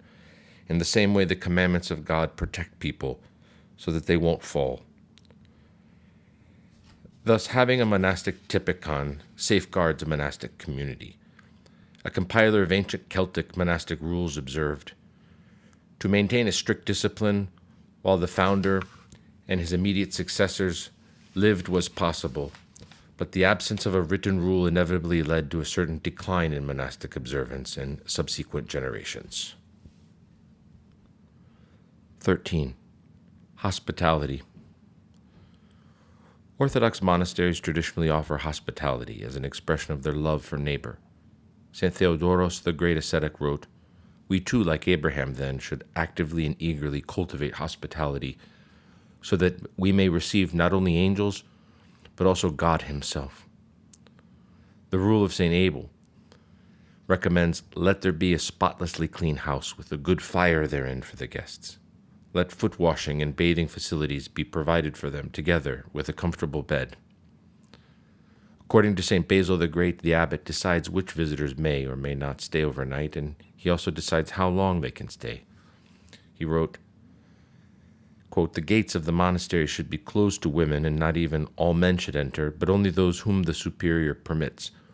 Often a lack of discrimination regarding visitors introduces into the heart a succession of untimely conversations and fruitless tales, and from idle talk comes the further descent to idle and useless thought. Visitors are expected to attend all the services and to help with whatever work the monks are doing. It is important that the visitors understand that the monastery is not a place of vacation or entertainment, but primarily a place of pilgrimage, prayer, and focusing on one's spiritual life. Therefore, they should come with a spiritual disposition and not make noise or laugh inappropriately, or listen to worldly music, watch movies, play games, etc. Smoking, drinking, and drugs are strictly forbidden on monastery grounds. As a concession to the weakness of visitors addicted to nicotine, however, some monasteries permit smoking in a designated location outside the monastery. In the event of misbehavior or any disorderliness, visitors are corrected by the guest master or the abbot. If they fail to conform, they are expelled from the monastery. Even though small children, especially infants, tend to misbehave by screeching and running and so forth, they are more than welcome in a monastery, since Christ himself said, allow little children and forbid them not to come unto me, for of such is the kingdom of heaven. Besides, there is much truth in these observations of Fyodor Dostoevsky. The soul is healed by being with children. The Dostoevsky quote from The Idiot, to continue, they are sinless like little angels, and they are there to arouse our tenderness, to purify our hearts, and in a sense, to guide us. Saint Sophronia of Essex told his monastics, Saint Simeon the new theologian had a particular stance toward small children. He bowed to them whenever he greeted them. You should have a similar stance toward the children that come to us. You should have toward them the same regards as toward other visitors. Know that in the Lord's sight all are very important, very beloved. You should be even more polite with the women and the children. When they come, meet them with respect and give them the freedom to live in this place as if it were their own home, their homeland. A spiritual daughter of Saint Sophronia observed how he behaved around children. There were many times when he played with the children like a child himself. As you watched him, you wondered where he found so much joy, how he played with them. Children would be so engrossed in his company that they gave you the impression that they were oblivious to everything else. He took them into his arms. He squeezed them. He kissed them. He became one with them. In turn, they embraced him, kissed him, pulled his hair. What a spectacle it was. End of quote from the Memories of Elder Sophronia of Essex. Elder Ephraim also behaved with great love, playfulness, and tenderness toward children, and they in turn were delighted to be in his presence. Elder Ephraim taught the importance of dressing modestly in a monastery. For this reason, he instituted a dress code, that men wear long pants and long-sleeve shirts, and that women wear skirts and head coverings. One day when he stepped out of his confession room, he noticed a female tourist in the narthex wearing pants and no head covering. So he took one of the extra skirts and scarves and gave them to her with so much joy in his face, and almost playfully, that she was not at all embarrassed to be corrected in front of so many other people. Unfortunately, I've also witnessed the opposite, when a layman would indignantly correct a visitor for failing to follow our dress code, making the visitor feel embarrassed and unwelcome. As with all rules, one must be careful not to enforce them with unbending austerity, but with discernment. For example, if a woman is wearing a skirt that doesn't quite reach her ankles, as required by our dress code, it may be wiser to overlook this minor infraction rather than make a fuss over it, especially if she's coming for the first time. We could wait until she's on her way out, or even until she comes again before instructing her about appropriate attire for a monastery. If the first thing visitors hear when coming to our monastery is that we have broken rule number 476, they might never return and may justifiably conclude that we have failed to follow in the footsteps of Jesus, who dealt with sinners in a very different way. Woe to us if our behavior leads them to say these cutting words of Mahatma Gandhi: I like your Christ, I do not like your Christians. Your Christians are so unlike your Christ. Regarding this issue, Monk C. in Greece explained, we have to be tolerant. If a woman comes to the monastery wearing pants, or a man comes in sport pants and the monks scold them, what will be their impression of the church? We have to be tolerant in order to bring them into the church, and then we tell them about this and that. We welcome the people without judging them in order to bring them to God. Commenting on this, a contemporary Orthodox writer concluded, the visitor is Christ in their midst, an opportunity to serve rather than condemn. They are to be embraced in fraternal love, not sent out in the cold. A monastery without love has no hope for the cultivation of holiness in any form. Nevertheless, this matter requires some discernment, since love and permissiveness are not equivalent. Section 14, Internet. Using the Internet provides many advantages which are already evident to most people. It quickly provides information on almost any subject matter for free. It facilitates communication and collaboration via email, Zoom, etc., with people who might otherwise be nearly inaccessible. It enables one to conduct business online and to locate and purchase useful items quickly that would otherwise be more expensive or even impossible to find. For monastics, this is especially helpful, since it allows them to remain longer in their monasteries without needing to go out into the world. Furthermore, when going outside is dangerous, because of a deadly pandemic, a violent neighborhood, etc., doing tasks online could even save one's life. In a nutshell, the internet can increase the number of things we are able to do, and it can decrease the time, money, effort, and potential danger needed to do them. Notwithstanding these many benefits, a prudent person will adopt a tool or approach only when its benefits outweigh its drawbacks. Sadly, the vast majority of internet users, including myself at first, footnote 1793, in fact, it was precisely because of my access to the internet that I was able to gather so much information for this book. Prior to completing my research on the adverse effects of the internet, I assumed the harm was negligible, and therefore I used it whenever I wanted to acquire more information about a topic or locate a quote. But now that I am fully aware of its many dangers, I have limited my internet usage to a bare minimum by not having access to it most of the time. To anyone else who would like practical advice how to regain a healthy balance in their use of the internet, I highly recommend reading Digital Minimalism, Choosing a Focused Life in a Noisy World by Cal Newport, as well as the chapter, quote, Prevention and Treatment in The New Media Epidemic by Jean-Claude Larcher, and Hamlet's Blackberry by William Powers. To continue, sadly, the vast majority of internet users, including myself at first, have adopted the any benefit approach. If there's any benefit at all to a tool, it will be used regardless of how many and how serious its drawbacks are.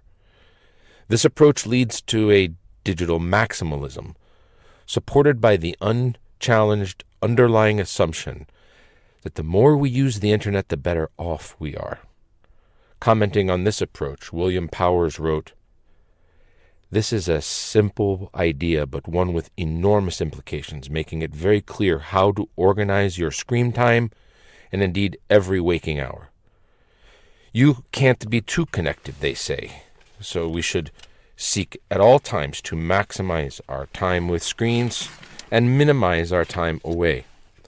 When a crowd adopts a point of view en masse, all critical thinking effectively stops. The maximalist dogma is particularly difficult to challenge because it's all about joining the crowd, so it's self-reinforcing." End of quote from Hamlet's Blackberry by William Powers. To continue, this chapter will attempt to challenge this point of view by exploring the numerous drawbacks of using the internet, categorizing them into spiritual, physical, psychological, and cognitive harm. My hope is that this chapter will help us make a more informed choice in deciding how much to use the internet. 1. Spiritual harm. Internet access harms monastics spiritually because it exposes them to many worldly influences. Also, by having email, a monastic can be overwhelmed by dozens of emails every single day. All of this is opposite of the solitude and the renunciation of the world, which the Holy Fathers traditionally viewed as fundamental conditions for monastic life to flourish. For example, St. Basil the Great wrote, quote, from his letters and selected works, "Quiet, Hezekiah, is the first step in our sanctification. The tongue purified from the gossip of the world, the eyes unexcited by fair color and comely shape, the ear not relaxing the tone or mind by voluptuous songs, nor by that especial mischief, the talk of light men and jesters. Thus the mind, saved from dissipation from without, and not through the senses thrown upon the world, falls back upon itself, and thereby ascends to the contemplation of God. We must strive after a quiet mind. The wilderness is of the greatest use for this purpose. inasmuch as it stills our passions." End quote. It seems unlikely that St. Basil would say that the passions of a monk, even in the deepest wilderness, are being stilled if he has a satellite connection to the internet. Since St. Paisios of the Holy Mountain asked, "What will I get from external stillness if I have a radio with me?" One can only imagine what he would have said about having internet access in the wilderness. The advice of Abba Moses, "Go, sit in your cell, and your cell will teach you everything," is certainly not applicable in the way he intended if a monk sitting in his cell can Google anything that piques his curiosity. On the contrary, what Abba Moses meant was that minimizing external distractions leads to introspection, which leads to watchfulness, and finding the kingdom of God, which is within us. The internet takes us in the opposite direction. Another problem is that it is nearly impossible to visit web pages without sometimes being exposed to provocative pictures. To avoid this kind of exposure is one of the reasons why several men's and women's monasteries are completely off-limits to visitors of the opposite gender.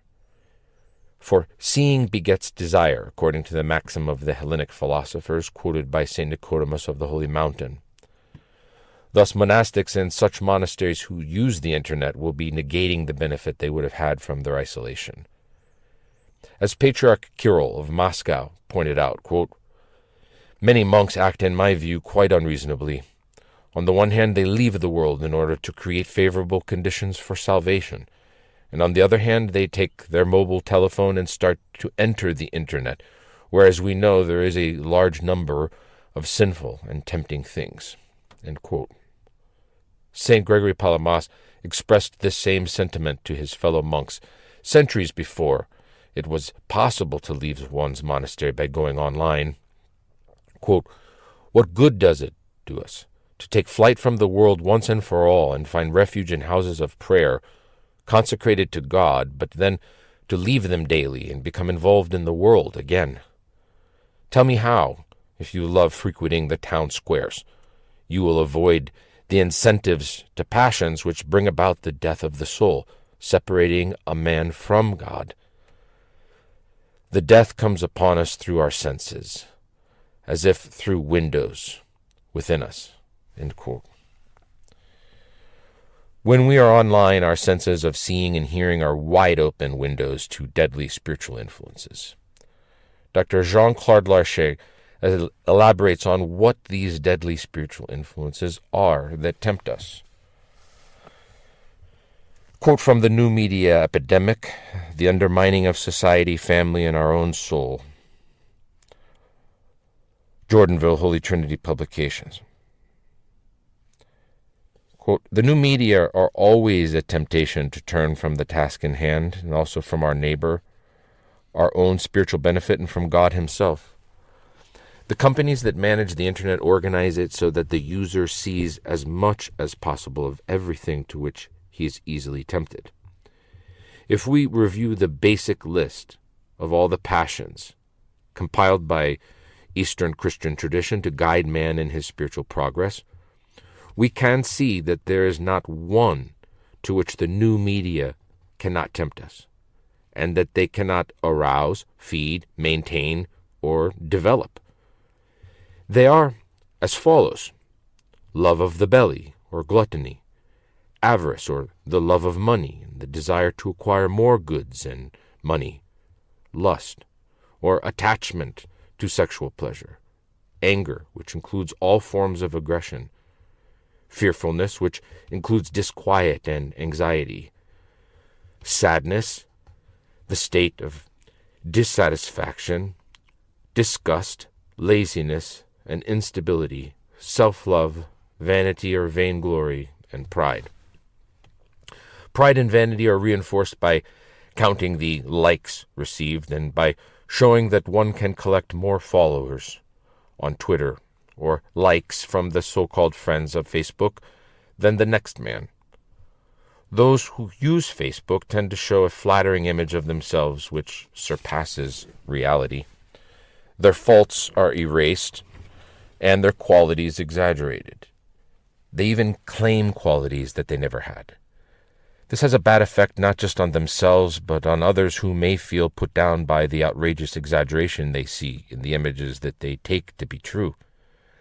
Psychologists have even found that it is a cause of depression, which concords with the teachings of the holy ascetics who saw pride and vanity as sources of sadness and depression, two states that resemble what we now call clinical depression. The new media, especially the television, the internet, and the social media, have created a world in parallel to the real world, a virtual world, where the most important thing is to speak about what one does or intends to do, or to get others to speak of it. This has become more important than actually doing it. One's image is more important than one's identity. Thus, the internet and Facebook have become fields where narcissism can easily develop. The new media encourages strongly two elements of ancestral sin. One, the loss of the inner unity of the faculties, which once were united in knowledge of God and doing His will, dispersing them among physical objects and their representations, through thoughts, memories, and images, or the objects and passions that they arouse. Two, the resulting division, the chopping up and inner dispersion, which, according to St. Maximus the Confessor, quote, breaks human nature into 1,000 fragments.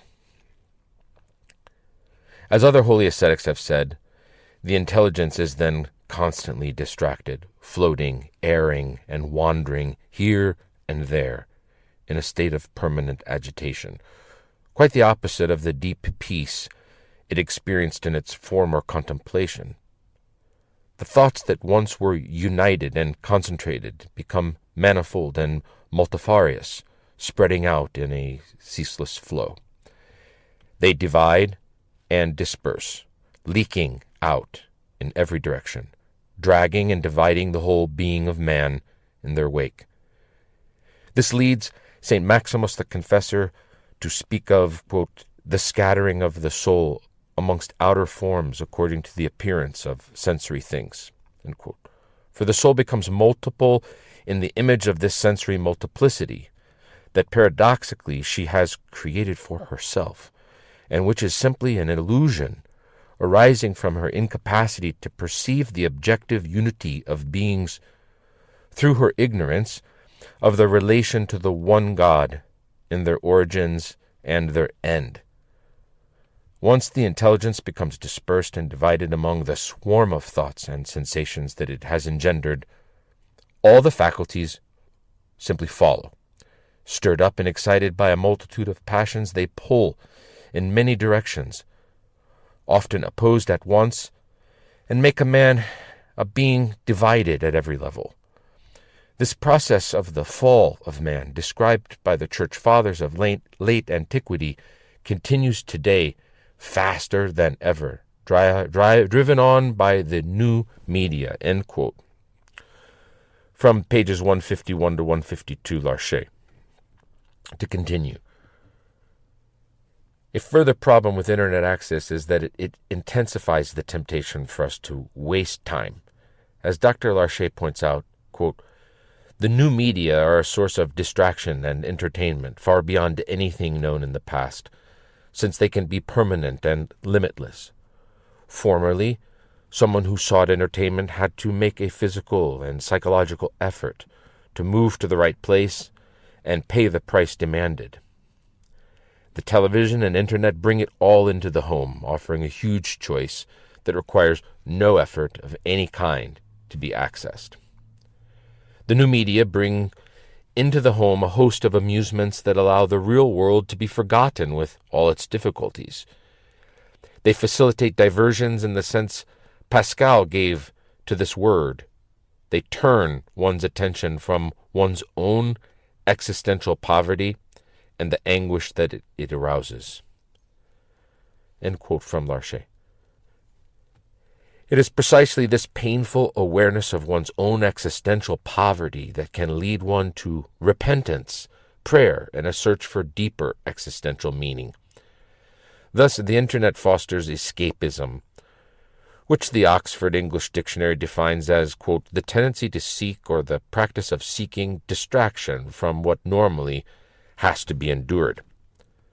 If a person repeatedly copes with difficulties in life by distracting himself instead of by enduring them, his capacity for bearing hardship will erode.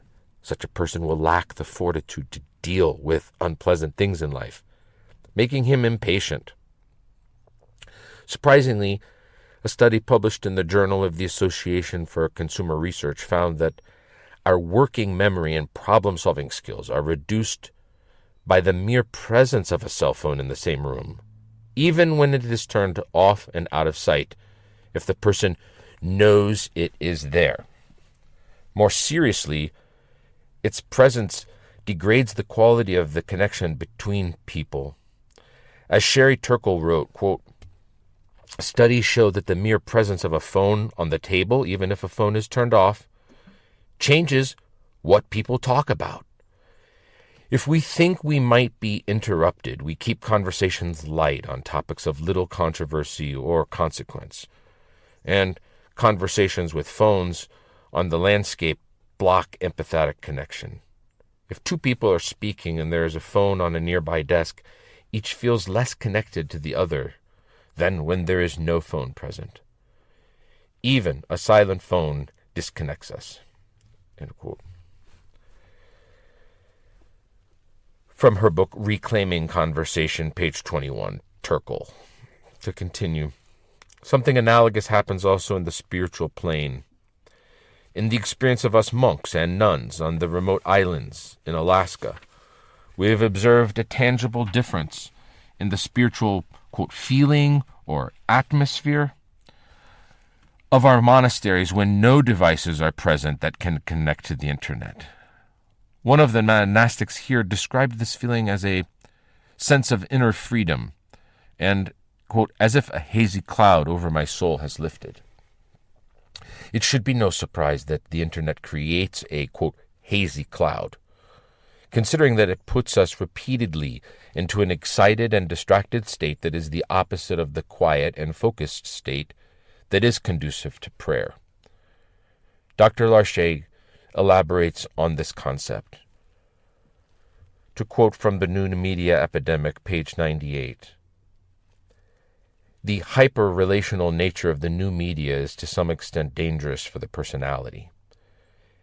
If it is too much with others, it has no time to be with itself. To develop and blossom, the person needs solitude as much as, if not more than, relationships. This is borne out by the experience of Hesychist spirituality, which grew up in the Christian East as the ultimate means of self-development. The term Hesychia means calm, isolation, solitude.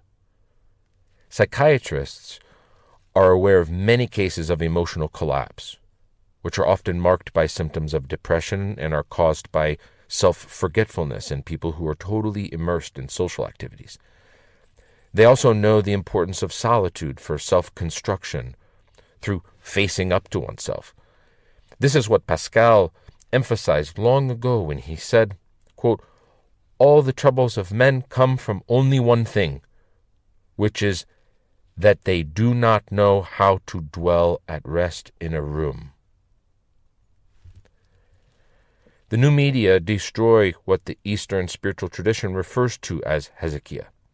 In truth, this state can only be lived to the full by monastics, yet all who would lead a serious spiritual life need it in some measure. Hesychia is a way of life that requires solitude, outer silence, and inner calm. These three things are indispensable for spiritual life, especially in one of its essential activities, concentrated, attentive, and vigilant prayer. In contrast, the continual prompts from the new media are incompatible with the creation and maintenance of Hesychia, not only in its fullness, but also for even the briefest periods. It has no chance against the visual and audible signals to which most connected people respond immediately to.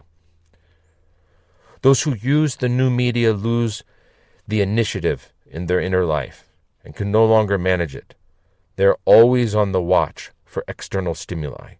There's no space left for those times of solitude which contribute to the construction and stability of psychological and spiritual life.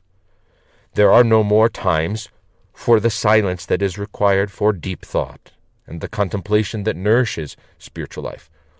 The flow of inner life is constantly interrupted by phone calls that distract the attention with their ringtones, by emails or by tweets with their sonorous alerts.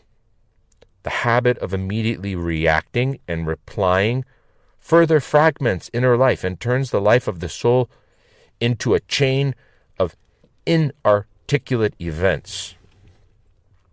Spiritual life requires and cultivates stability in life, and to this end gives great importance to regularity, which comes from discipline and contributes to the mastery of all the faculties. The effects of the new media are quite the opposite of this state. As we have seen, using them often gives rise to disquiet that increases with use, or to dissatisfaction that the user seeks to assuage by always seeking something new. They drag all the powers of the soul into a continuous, fast-flowing stream of disordered and disconnected impressions. End quote. Dr. Larcher observes that the Internet has even become a replacement for God.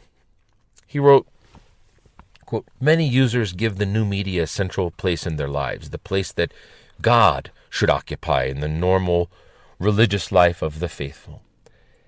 They give them much time. They sacrifice their strength to them.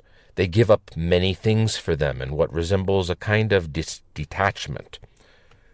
Like ascetics, they give up food, and especially sleep, in their service, and begin and end the day with them, just like religious folk with their morning and evening prayers. The new media have a power of attraction that consumes people's time and distracts them from traditional activities and from the world around them. And in this way, they, i.e. the media, have undoubtedly contributed to this disenchantment with Christianity." Alien Finkelkraut observes correctly that with the new technologies, quote, "we abandon a world of contemplation and reaching upwards and enter a world of openness and reaching sideways." End quote. As we use the Internet, we see how its web spreads horizontally and how the movement of the spirit that moves within it is one of permanent alienation. Father Constantin Coman, a professor of the theological faculty of Bucharest, wrote recently that the new media are fertile ground for those worldly attitudes that a spiritual man flees as he seeks the one thing needful in depth. For they bring forth distraction, pleasure-seeking, levity, curiosity, talkativeness, and empty gossip. The facts show that connection to the new media competes with connection to God, which is made through participation in liturgical services and through personal prayer. The new media eat up time. The television does so, and even more so the Internet. Through its links, it entices the user to navigate further and further, capturing his attention and making him forget all about the passage of time.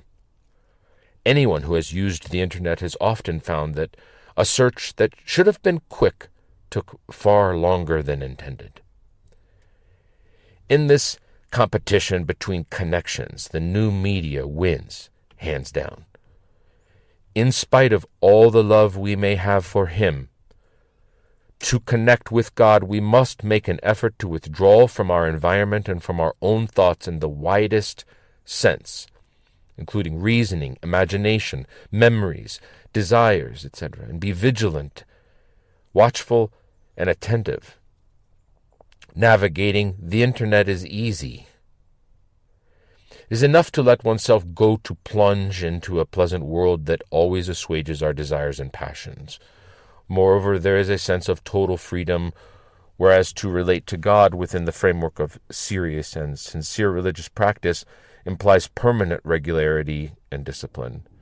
The monasteries themselves have managed to escape the invasion of the television, but find it harder to resist the new media. More and more monks, for various more or less valid reasons, now have access to a computer. More and more of them have a portable phone, which nowadays is a device that includes all the other media. In a Cenobitic monastery, the rule may forbid or limit the use of portable media, but solitaries escape such control. Many hermits pass time on the internet that could better have been given to prayer, and many monks spy through that small window every day on the world that they left through the front door. The new media, especially the internet, tend to take up time that should be used for prayer, even the time of monks. Those hermits who have become dependent often abbreviate drastically the divine services. Often smartphones remain switched on during the time of prayer, which they disturb with their ringtones. It is not uncommon to see the faithful, monastics, monks, or even the celebrants themselves look at their smartphones during divine services. They believe that they are justified by the need to be ready to serve their neighbor and the potential urgency of a call. It is vital to have a strict rule in these matters and to stick to it. The time for prayer must be preserved absolutely inviolable. All those potentially disturbing connections must be switched off. Prayer can only be fruitful in silence, and so in solitude, in attention without outer or inner distraction, and in continuity for sufficient time without interruption.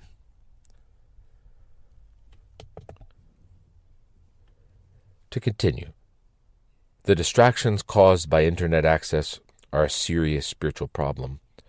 Abba Piman, even though living long before the intense and constant distractions of our modern world, observed, quote, "Distraction is the beginning of evils."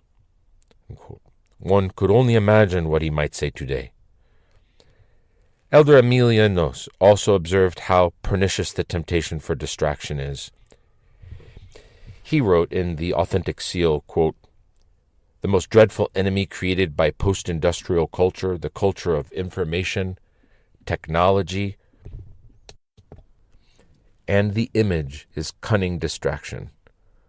Swamped by millions of images and a host of different situations on television and in the media in general, people lose their peace of mind, their self-control, their powers of contemplation and reflection, and turn outwards, becoming strangers to themselves, in a word, mindless, impervious to the dictates of their intelligence." End quote. All this outwardness caused by the internet reduces our capacity for watchfulness and nipsis, which is a fundamental part of the spiritual life. Deuteronomy teaches, quote, "Take heed to yourself and diligently guard your soul." Deuteronomy 4:9. Christ frequently instructed his disciples to keep vigilance, and they in turn taught this to others. The Holy Fathers also emphasized the great importance of this virtue. For example, St. Peter of Damascus wrote, "Without attention and vigilance of spirit we cannot be saved and delivered from the devil, who, as a roaring lion, walketh about us, seeking whom he may devour." Likewise, St. Hezekios the priest taught, quote, "Just as it is impossible to live this present life without eating or drinking, so it is impossible for the soul to achieve anything spiritual and in accordance with God's will, or to be free from mental sin without that guarding of the intellect, the nous, and the purity of heart, which is called watchfulness, even if one forces oneself not to sin through the fear of punishment." End quote. Philokalia, Volume 1, page 181. To continue, an indirect spiritual danger is that using the internet provides governments and private companies with a tremendous amount of information about our lives. In 2013, the whistleblower Edward Snowden revealed that the U.S. National Security Agency, the NSA, is recording almost all phone calls, text messages, and emails of people around the world. Furthermore, the NSA knows where we have been and where we are now, whenever carrying a phone or a tablet. It tracks every online search, every website we visit, as well as every online purchase, and it can even clandestinely access the cameras and microphones of our electronic devices in real time. Footnote on that is www.commondreams.org/news/05/31/Edward Snowden. Technology institutions have made most effective means social control. To continue. And see also Edward Snowden, Permanent Record, New York, Pan Macmillan Press 2020. To continue, Snowden also revealed that many other governments and corporations around the world are spying on people in a similar fashion. Snowden said that these institutions can, quote, monitor and record private activities of people on a scale that's broad enough that we can say it's close to all-powerful. They do this through new platforms and algorithms through which they're able to shift our behavior. In some cases, they're able to predict our decisions and also nudge them to different outcomes. And now, in 2019, these institutions, which are both commercial and governmental, have built upon that and have structuralized and entrenched it to where it has become now the most effective means of social control in the history of our species. End quote. Snowden. Even if the governments and corporations with all this information were not exploiting it at the present time, this does not mean that they never will. Judging from chapter 13 of the book of Revelation and from the prophecies of several saints, it will only be a matter of time before governments do persecute Christians. The more information that governments have about people, the more easily they can decide whom they consider potential threats, and the more easily they can locate, manipulate, and persecute them. One can imagine how the anti-Christian regimes of the past could have intensified their persecution if they had had access to all the information that current governments have of people who use the internet. To summarize the foregoing paragraphs, we can say that the internet harms us spiritually by ruining our solitude in Hezekiah, exposing us to provocative pictures, feeding our pride and all the passions, distracting us, wasting our time, fostering escapism, sacrificing our privacy, and replacing God. Aware of these spiritual dangers, Archimandrite Maximus Constans concluded that the internet is inherently detrimental to monasticism. Quote, monks are called to live an apostolic life, and the apostles did not transform the world because they were up on the latest news or made use of the latest technologies or because they had flashy websites or promoted themselves with the tricks and gimmicks of modern advertising, but because they were transformed by Christ. They were on fire for Christ, and they set the whole world on fire for him. But a monk whose soul is filled with secular ideas and images from the computer, whose soul is informed by and conformed to the form of the world, will never be able to say even one Jesus prayer without distraction, and will be useless to both God and man. Such a monk is neither crucified to the world, nor the world to him, because he loves the world more than God. End quote. An excerpt from the author's personal correspondence. 2. Physical harm. Using the internet is also physically detrimental to one's health in several ways. In a nutshell, it harms our eyesight, leads to sleep deprivation, compromises our posture, exposes us to radiation, compromises our breathing, and leads to an array of bodily ailments associated with a sedentary lifestyle. This section will substantiate each of these statements. The internet harms our eyesight because almost all people access it by staring at a digital screen. Studies have shown that close computer work can cause light sensitivity, dry eye, blurred vision, double vision, fatigue, and headaches. In fact, about 40% of optometrists' patients suffer from eye strain due to computer vision syndrome. The internet is also responsible for an increasing number of people suffering from sleep deprivation. As Dr. Jean-Claude Larcher wrote in his The New Media Epidemic, quote, "The clinical sleep problems related to the new media are associated with a reduction of the time asleep below what is normal for a particular age group.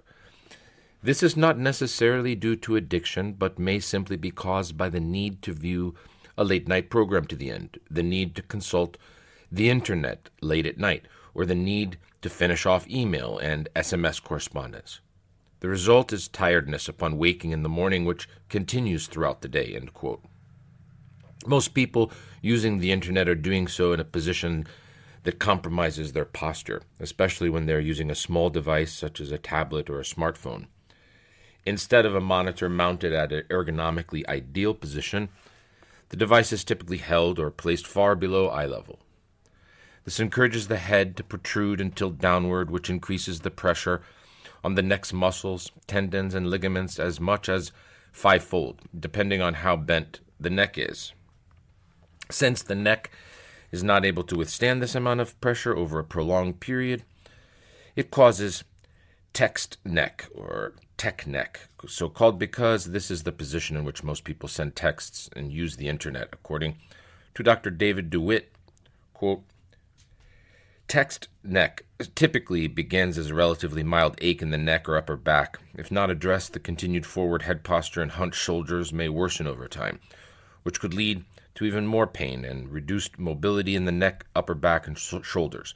In some cases, the excessive forward head posture may exacerbate or accelerate degenerative conditions in the cervical spine, such as cervical degeneration, disc disease, or other cervical osteoarthritis.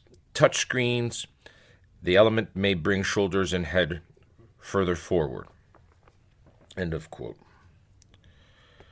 If the internet is accessed while seated, many psychological problems can ensue. Studies have shown that remaining relatively motionless for a long period of time, whether sitting at a desk or driving a car, it damages one's physical health in many ways. In particular, doing this, 1, increases risk of heart disease by up to 64%. Extensive footnotes, reader's note. To continue the narrative. 2, impairs the body's ability to handle blood sugar, causing a reduced sensitivity to the hormone insulin, which helps carry glucose from the blood into cells where it can be used for energy, this leading to diabetes. 3, increases the likelihood of cancer. 4, leads to metabolic syndrome. 5, reduces one's non-exercise activity thermogenesis.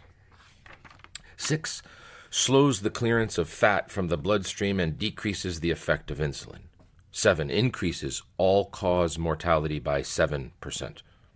8, can lead to obesity due to lower energy expenditure. 9, compromises posture by causing the pelvis to rotate backward, which puts pressure on the lumbar discs and forces the head forward, causing the shoulders to curve. 10, creates a prolonged static loading of tissues, which over time puts undue pressure on the lower back and stresses the surrounding muscle and joints, which can become the symptoms of chronic diseases. 11, can lead to rheumatic diseases such as osteoarthritis due to the wear and tear to the joints from excessive sitting. And 12, increases the risk of anxiety. To continue. What is even more alarming is that most of these harmful results still apply to people who are physically active during the rest of the day. Further concern with using the internet is the neurological damage caused by prolonged exposure to the non-ionizing electromagnetic radiation emitted by the devices themselves that are used to access the internet. Such devices harm us not only through their extremely low-frequency electromagnetic fields, which all electronic appliances and power lines create, but also through their radio frequency radiation, which all cell phones and wireless devices emit. While some controversy does exist regarding whether these forms of radiation actually harm us, the overwhelming majority of studies have found that they do. Specifically, as of August of 2019, adverse biological effects were detected in 72% of the 305 studies on radiofrequency radiation, and in 91% of the 229 studies on static fields and extremely low-frequency electromagnetic fields.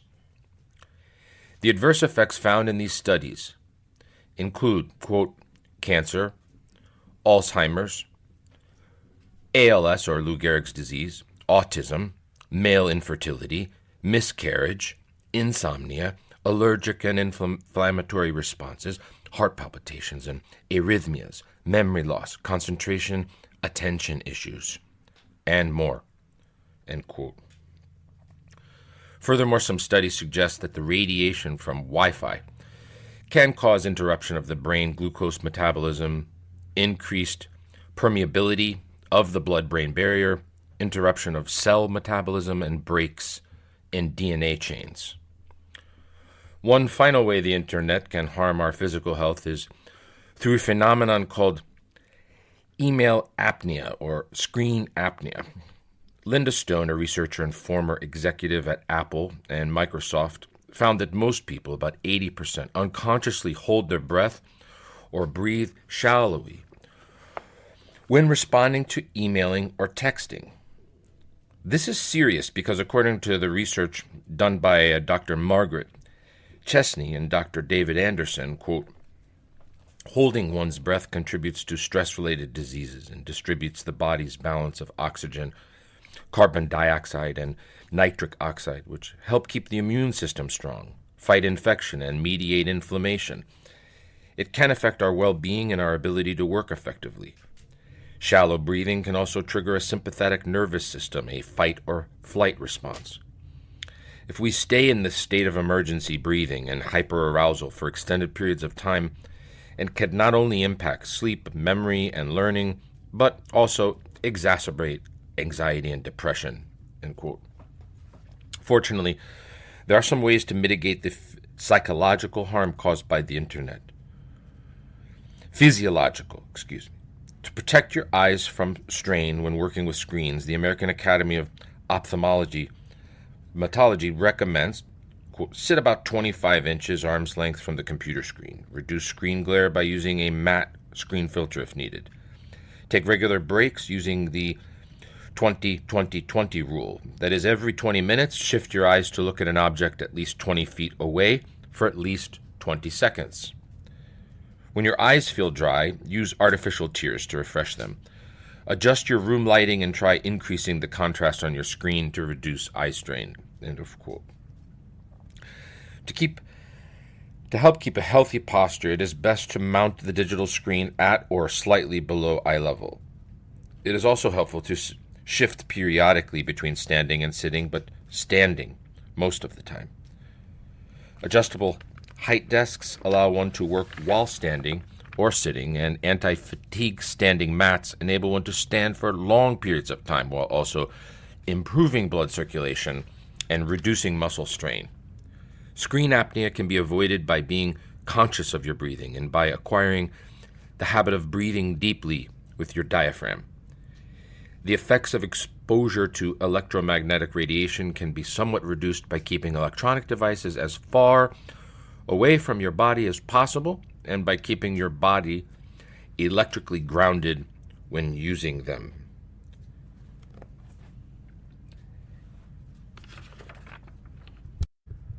Three, psychological harm.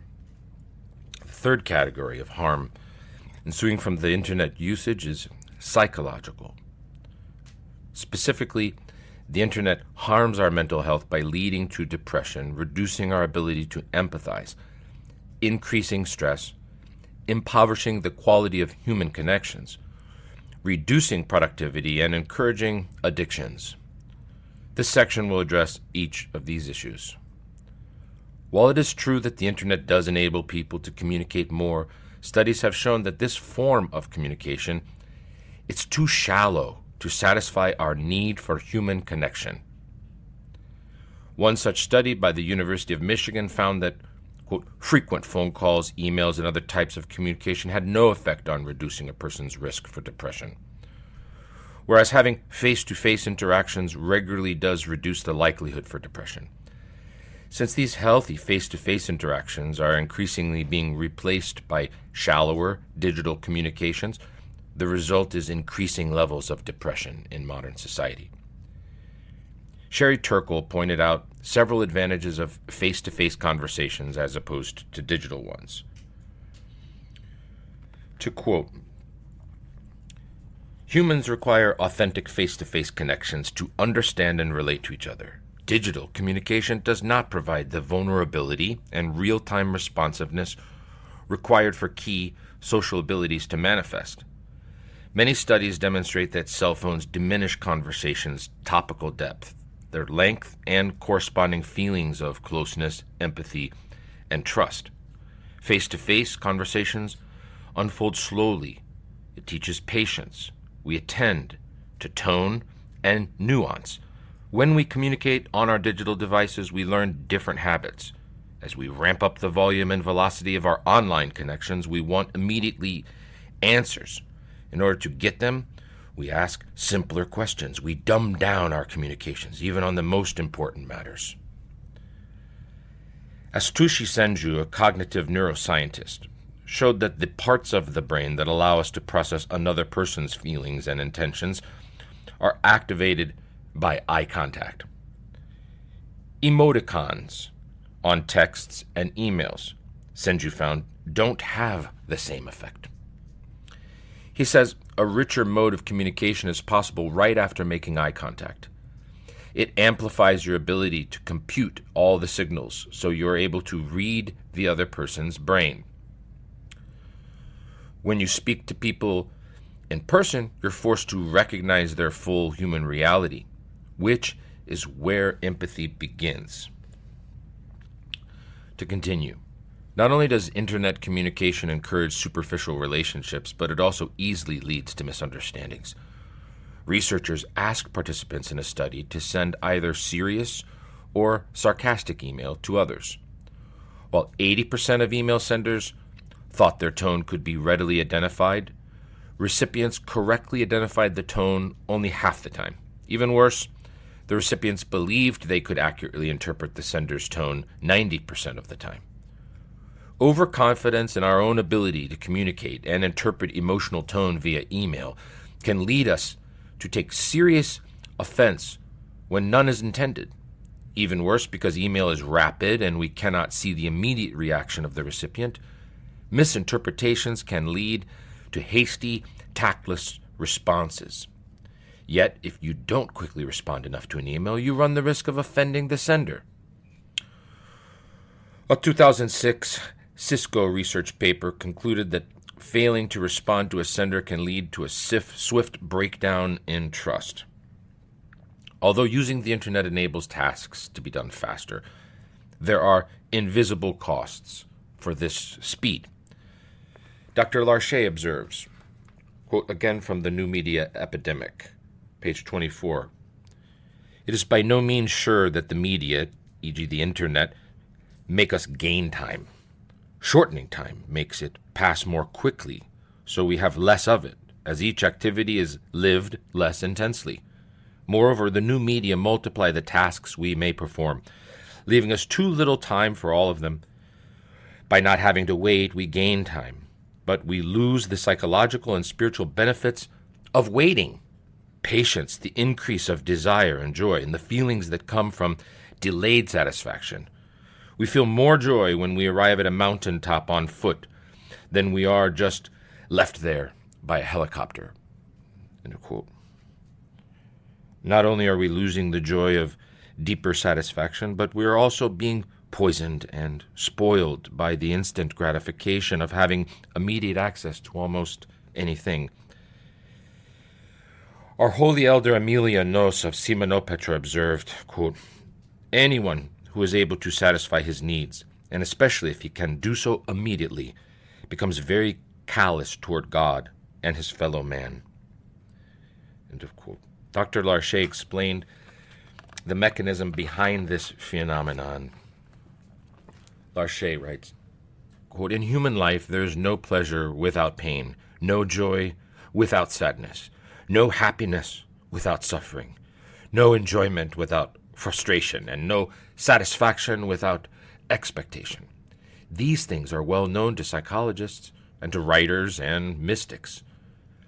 The intensity of joy depends on the intensity of desire, which in turn depends on its distance in space or time from its object.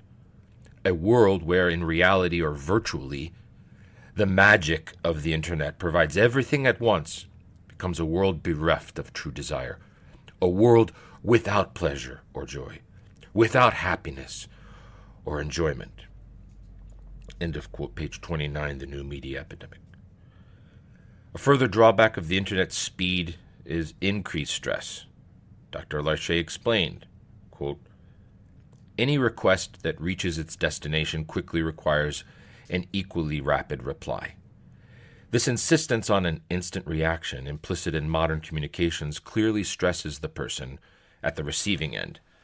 But it also stresses the sender, for he no longer has the leisure to reflect, which flowed from the latency of old-fashioned communication. The stress rises with the number of requests coming in from the new means of communication, sometimes all at once. Letters sent by postal service could be considered at leisure and answered calmly at a favorable moment. The time needed to write, the time and expense needed to post the letter, limited messages to the essential. Not so with emails, text messages, and tweets. Their minimalist style allows their proliferation, swamping those who receive them. Replying to all of them correctly is so hard as to be often impossible, and true communication is thus paralyzed. In the days before email, once a letter was written, there was always a delay before it was posted, until the evening or the next morning. This allowed the writer time to reread it, to reflect and repent, and to correct and improve it where necessary. The ease and speed with which emails can be sent encourages sending the first draft without any pause for reflection. In the 1960s, it was said that these machines would enable a civilization of leisure, but we now see that this was an illusion. The idea that IT, information technology, and modern communication technology would free up our time has also been shown as a mirage. Everything is faster, but the amount of information to be handled has grown just as much. So in the end, there's no benefit. The internet encourages the habit of speed, which becomes second nature in psychological life. It creates dependency, impatience, and boredom and disquiet and anxiety when things are slower and do not happen immediately. Speed, instant access, and just in time are the touchstones of the new media and the new connected man.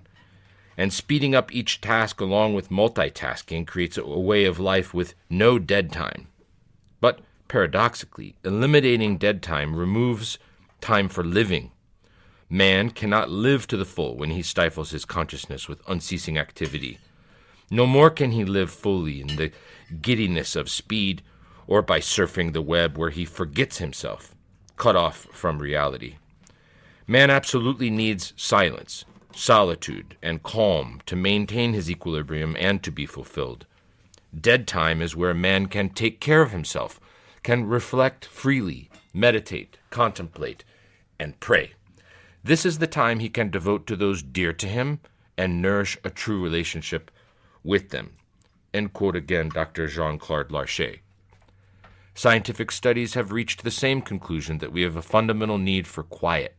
Nicholas Carr wrote in his book, The Shallows, What's the Internet Doing to Our Brain? Quote, a series of psychological studies over the past 20 years has revealed that after spending time in a quiet rural setting, close to nature, people exhibit greater attentiveness, stronger memory, and generally improved cognition. Their brains become both calmer and sharper. The reason is that when people aren't being bombarded by external stimuli, their brains can, in effect, relax. They no longer have to tax their working memories by processing a stream of bottom-up distractions. The resulting state of contemplativeness strengthens their ability to control their mind. On the internet, there is no peaceful spot where contemplativeness can work its restorative magic. There is only the endless mesmerizing buzz of the urban street. The stimulations of the net overwhelm all quieter modes of thought.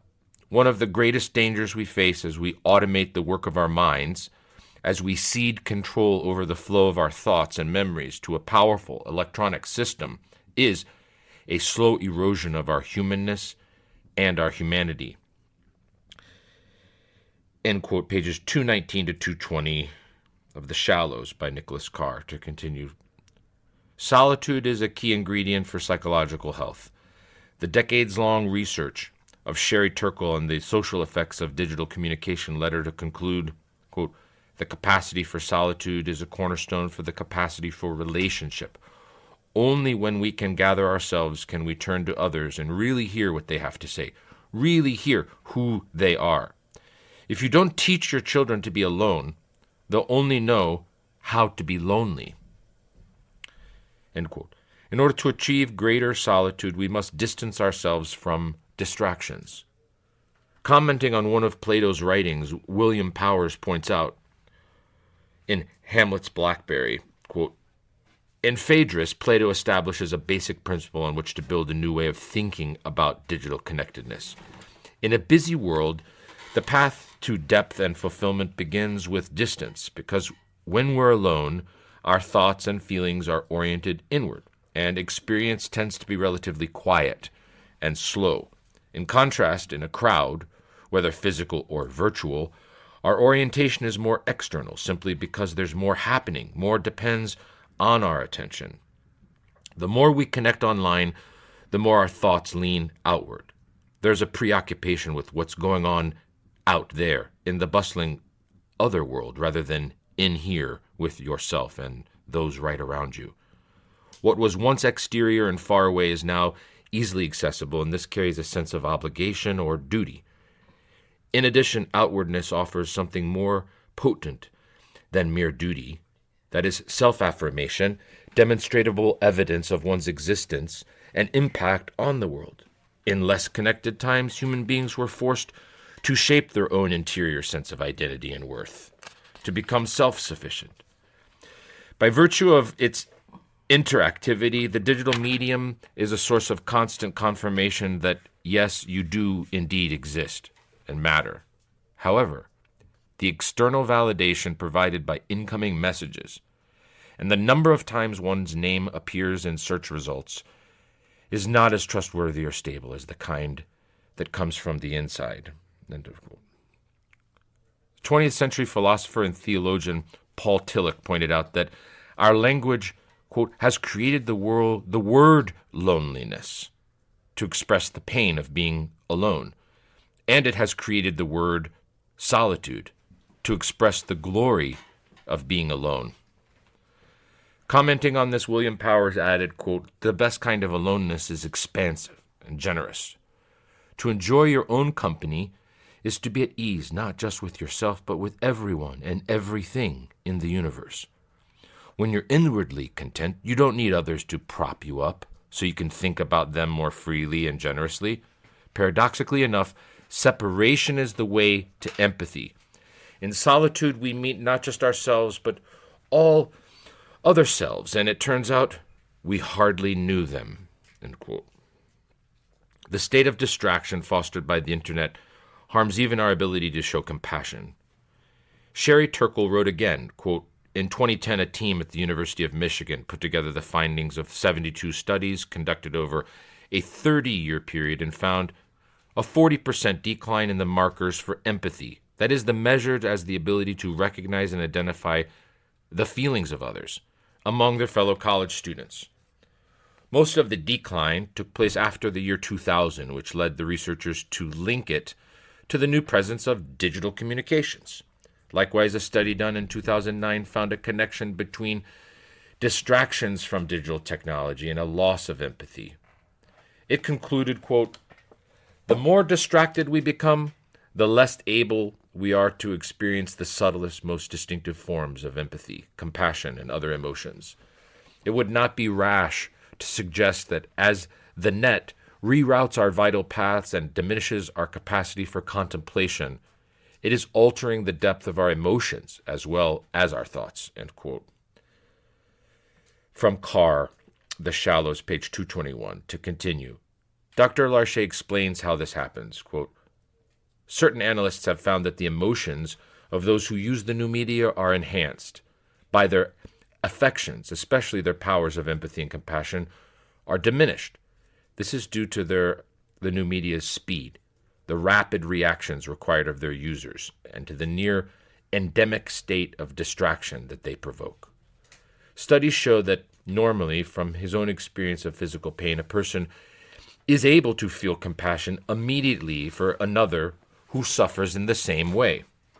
But if he is engaged in rapid activity, he is unable to feel such emotions since they need time to develop.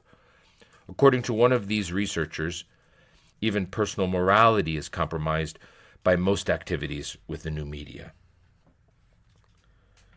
The author continues, another mechanism makes online communication a breeding ground for negative emotions. The techno-philosopher Jaron Lanier explained that, quote, the primacy of anger and outrage online is an unavoidable feature of the medium. In an open marketplace for attention, darker emotions attract more eyeballs than positive and constructive thoughts. For heavy internet users, repeated interaction with this darkness can become a source of draining negativity. End quote. Using the internet even leads to depression. The Monitoring the Future survey found in teenagers a direct and strong correlation between screen time and unhappiness. Other studies on college students and adults found a similar correlation between internet use and unhappiness. Several longitudinal studies indicate that it is the internet which is causing the unhappiness rather than vice versa. Many people have personally experienced how the internet strengthens addictions and is it in itself addicting. Dr. Larcher elaborates on these two aspects. Quote, among the worst problems caused by the new media are addictions and dependencies. In extreme cases, which are in fact quite common, the media act as a drug.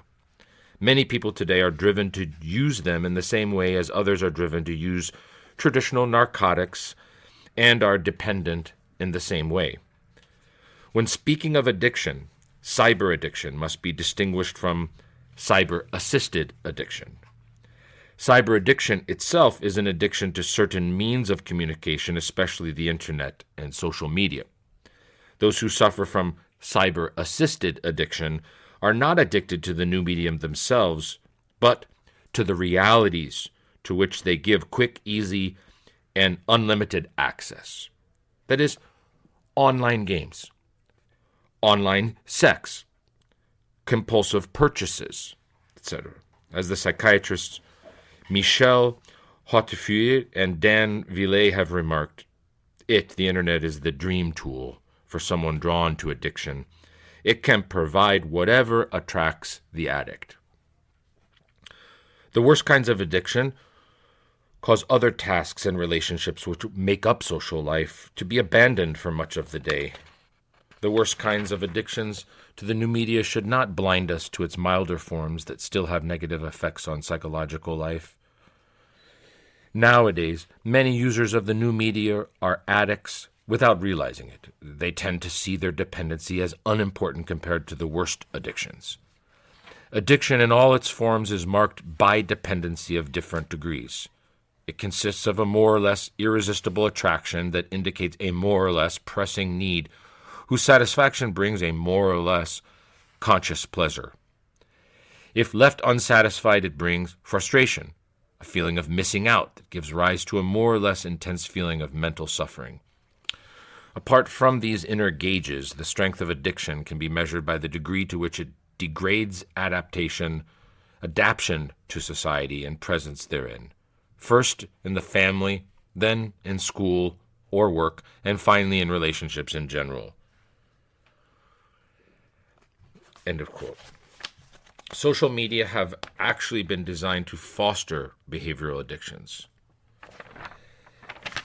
As Cal Newport explained, quote, people don't succumb to spending inordinate amounts of time on screens because they're lazy, but instead because billions of dollars have been invested to make this outcome inevitable. By the high-end device companies and attention economy conglomerates who discovered that there are vast fortunes to be made in a culture dominated by gadgets and apps. Two forces repeatedly came up in my own research on how tech companies encourage behavioral addiction: intermittent positive reinforcement and the drive for social approval. Psychological studies have shown that rewards delivered unpredictably are far more enticing than those delivered with a known pattern.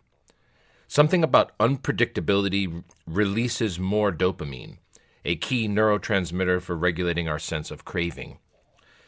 A whistleblower, Tristan Harris, explains, apps and websites sprinkle intermittent variables, rewards, all over their products because it's good for business. End quote.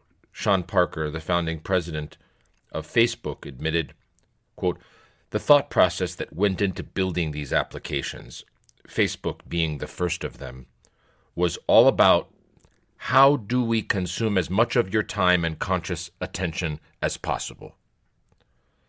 And that means that we need to sort of give you a little dopamine hit every once in a while because someone liked or commented on a photo or a post or whatever. Second force that encourages behavioral addiction is the drive for social approval. As Adam Alter writes, quote, we're social beings who can't ever completely ignore what other people think of us. The technology industry has become adept at exploiting this instinct for approval. End quote. These addictive properties of new technologies are not accidents, but instead carefully engineered design features. Compulsive use in this context is not the result of a character flaw, but instead the realization of a massively profitable business plan. End quote from Cal Newport's book, Digital Minimalism. To continue. In other words, internet companies are taking advantage of the same psychological weaknesses that casinos do. Whereas casinos grab our money, the internet grabs our attention and grabs our time. Even former executives of Facebook admit that its social media platform is harming people.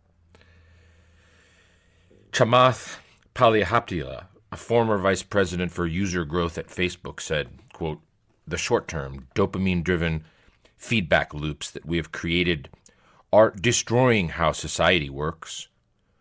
No civil discourse, no cooperation, misinformation, mistruth, end quote.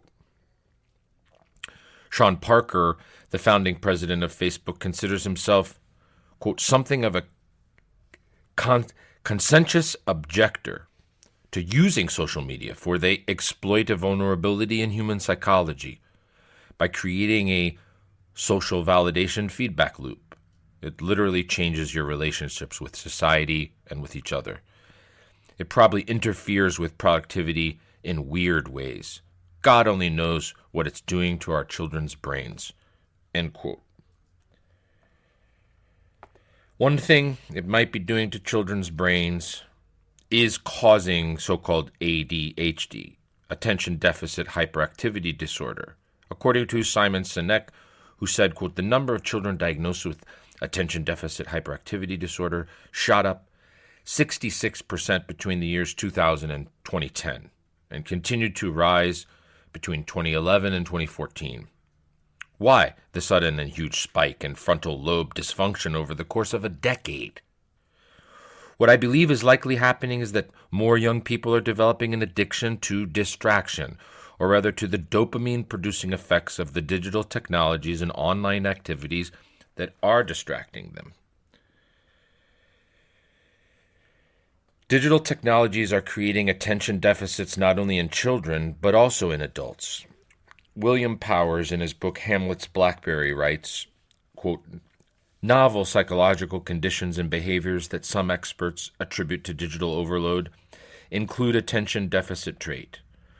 According to Edward Hallowell, the psychiatrist who first described it, symptoms include, quote, distractibility, restlessness, a sense of gotta go, gotta rush, gotta run around, and impulsive decision-making because you have so many things to do. Many other psychological conditions have been linked to information overload, including continuous partial attention, defined as the state of mind in which most of one's attention is on a primary task, but where one is also monitoring several background texts just in case something more important or more interesting might come up. Not only does the internet lead to addictions, but it also reduces one's freedom in general. Dr. Larcher observes, quote, because they give everyone the power to communicate immediately and permanently with the whole world. The new media seems to remove two major constraints on our freedom: space and time. However, as we have seen in the preceding chapters, the new media place a real restraint on personal freedom at several levels. Political, through the surveillance and propaganda that they enable. Economic, through the surveillance and exploitation of workers that they permit.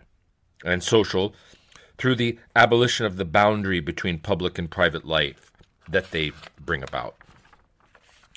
Larcher continues, addiction to the new media, be it cyber dependence or cyber-assisted dependence, is another restriction on freedom in addition to the above. It is worse, since it restricts inner freedom, not simply outer freedom. It gives rise to the same kind of bondage as the passions, both in the modern psychological sense and in the spiritual sense. For these diminish the conscience and the will of the person. They subject the person to the strong attraction of external factors that appear seductive, but in reality are insubstantial, imaginary in the case of the classic passions, and virtual for those that attract to the new media.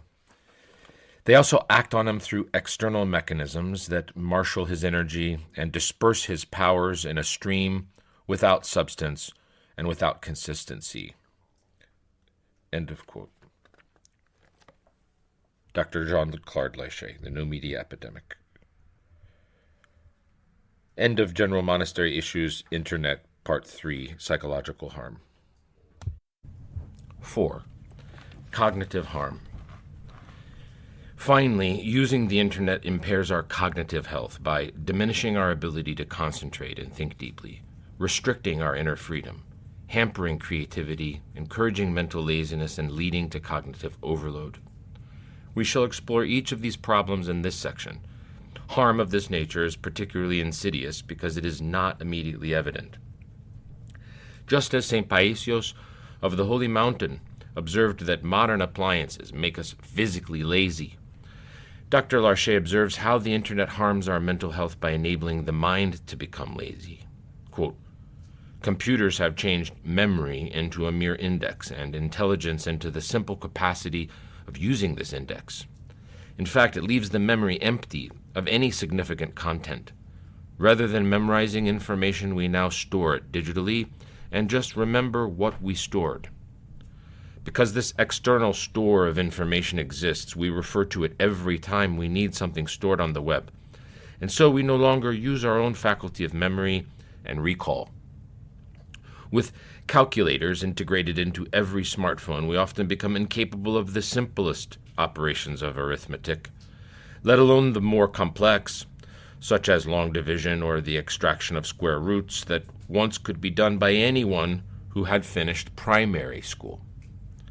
This leaves a chasm between our modern digital civilization and the societies of old who valued memory so much that some of them deified it, like the ancient Greeks, with their goddess, Mimesoni. End of quote. Excuse the pronunciation. To continue, Nicholas Carr explains the mechanism by which the brain becomes weaker through using the internet. Quote, from The New Media Epidemic. The extensive activity in the brains of surfers on the internet also points to why deep reading and other acts of sustained concentration become so difficult online.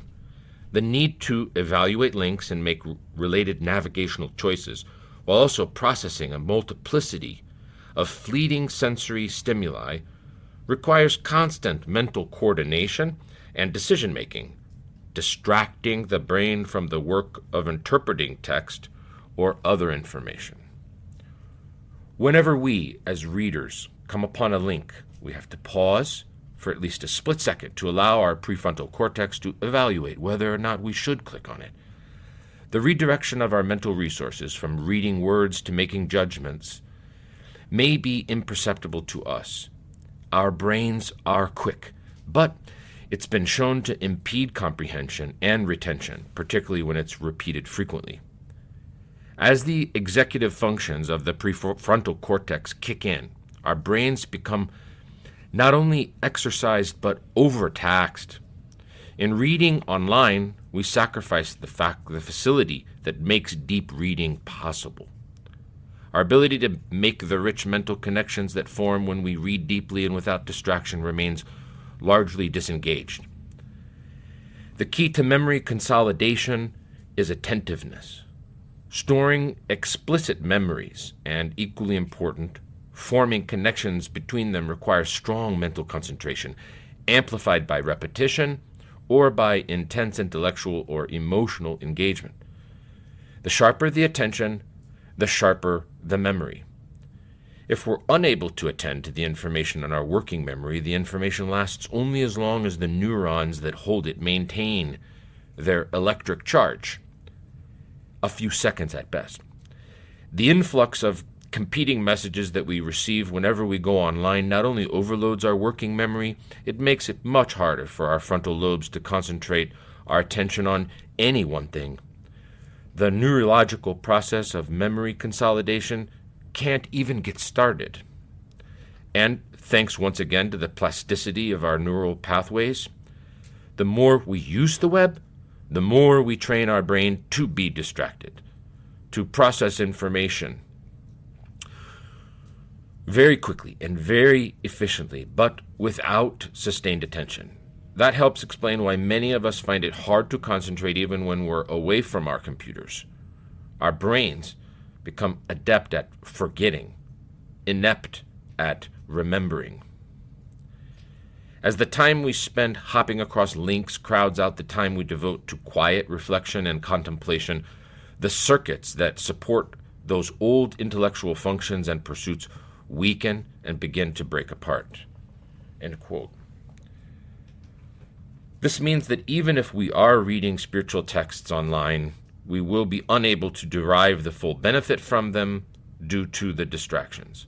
Moreover, these distractions are compromising the very purpose of reading envisioned by St. Peter of Damascus, who said, quote, "The purpose of spiritual reading is to keep the intellect, the nous, from distraction and restlessness, for this is the first step toward salvation." End quote, Philokalia, Volume 3, page 155. Let's continue. Dr. Leische has pointed out other negative aspects of reading from a screen. Quote, "Traditionally, reading was done slowly. The reader took his time. In contrast, reading on the screen is done quickly at a speed imposed by the rhythm of the media or encouraged by the ambiance of rapidity and reactivity that is theirs, and by the physical and mental frenzy with which they are most often used. The physical reality of a book gives weight and reality to what is read, while the dematerialized book, read on a digital reader or on screen as texts, makes the content of the book seem insignificant. It makes the text lose some of its reality and density, leaving it light and inconsequential." End quote. Further problem is that reading online enables only superficial learning. Nicholas Carr wrote, quote, "From the shallows, dozens of studies of psychologists, neurobiologists, educators, and web designers point to the same conclusion.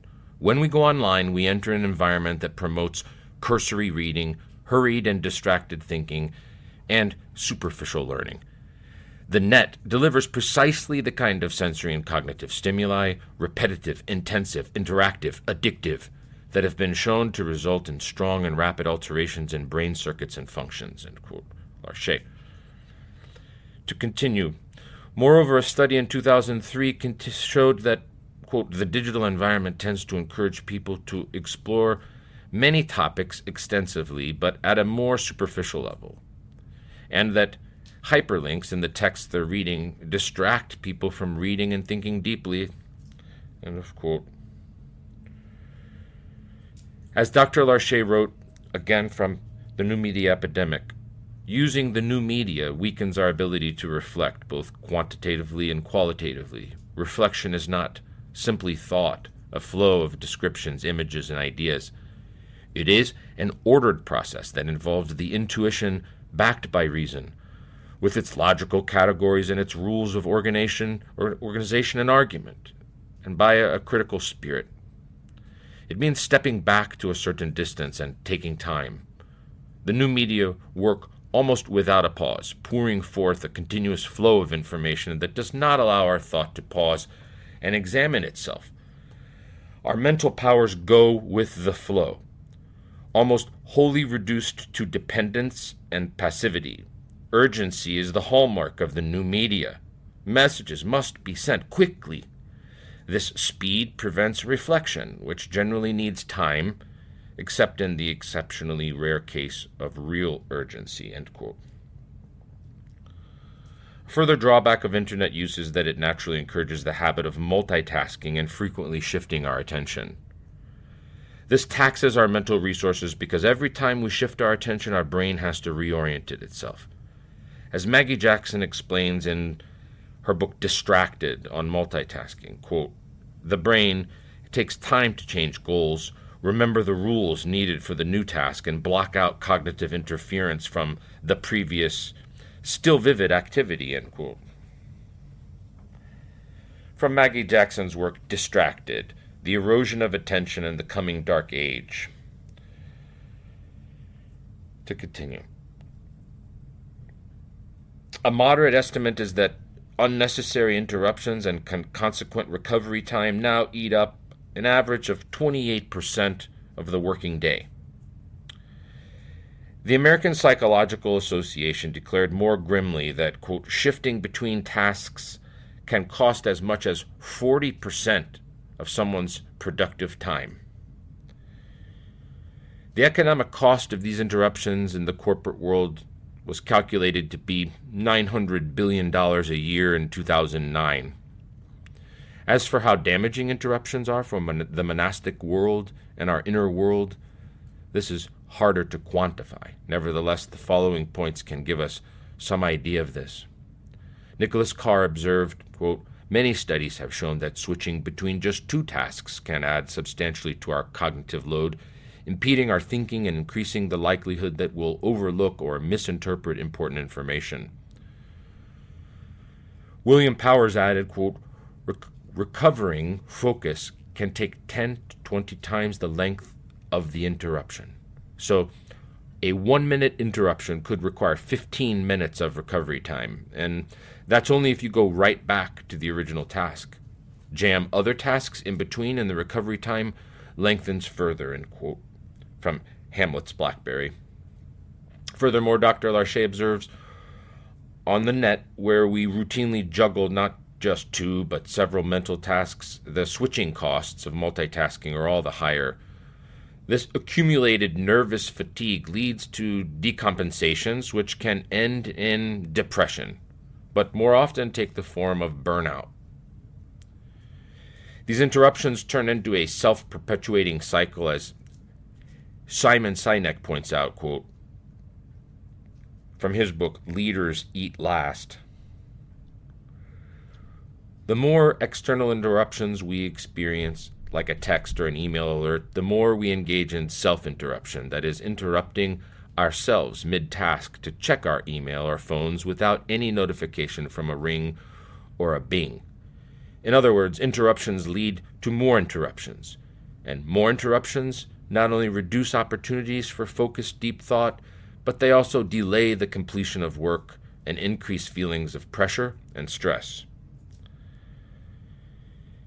Part of the problem is that we are like the first century Athenians who, quote, spend their time in nothing other than telling or hearing something new. Acts chapter 17, verse 21. In other words, we are addicted to the short-term pleasure of hearing new things as opposed to appreciating the lasting and satisfying pleasure of what is important. As Nicholas Carr wrote, quote, the near-continuous stream of new information pumped out by the web also plays to our natural tendency to vastly overvalue what happens to us right now.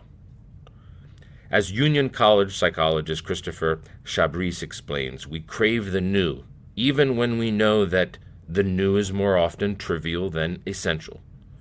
And so we ask the internet to keep interrupting us in ever more and different ways. We willingly accept the loss of concentration and focus, the division of our attention, and the fragmentization of our thoughts in return for the wealth of compelling or at least diverting information we receive. Tuning out is not an option many of us would consider. End of quote. From The Shallows, page 134. To continue, research by Clifford Nass has revealed that constant attention switching online has a lasting negative effect on your brain. Summarizing his research, he said, people who multitask all the time can't filter out irrelevancy. They can't manage a working memory. They're chronically distracted. They initiate much larger parts of their brains that are irrelevant to the task at hand. They're pretty much mental wrecks. They've developed habits of mind that make it impossible for them to be laser-focused. Commenting on this finding, Cal Newport wrote, quote, if every moment of potential boredom in your life is revealed with a quick glance at your smartphone, then your brain has likely been rewired to the point where, like the mental wrecks in NASA's research, it's not only ready for deep work, even if you regularly schedule time to practice this concentration. What this means for monastics is that the more we indulge in using the internet as a way to relax, the harder we will find it to concentrate in prayer, which should be our primary work. Although multitasking appears to increase our productivity, what we're really doing is learning to be skillful at a superficial level.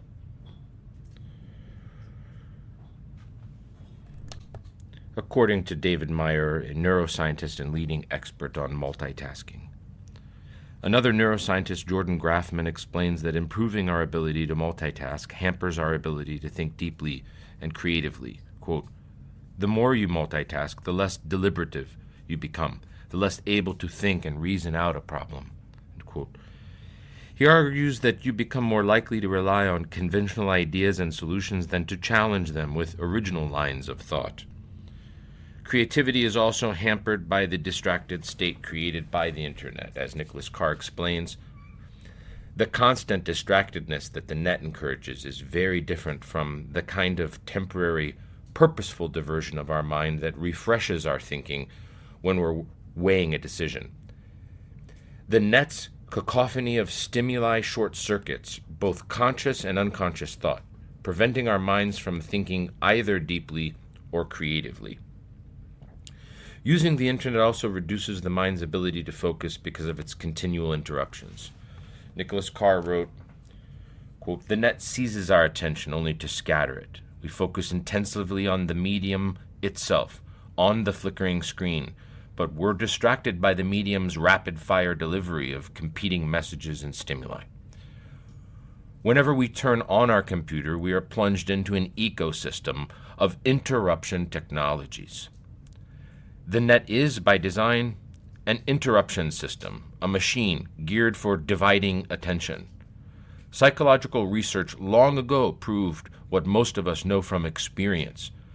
Frequent interruptions scatter our thoughts, weaken our memory, and make us tense and anxious. The more complex the train of thought we're involved in, the greater the impairment the distractions cause.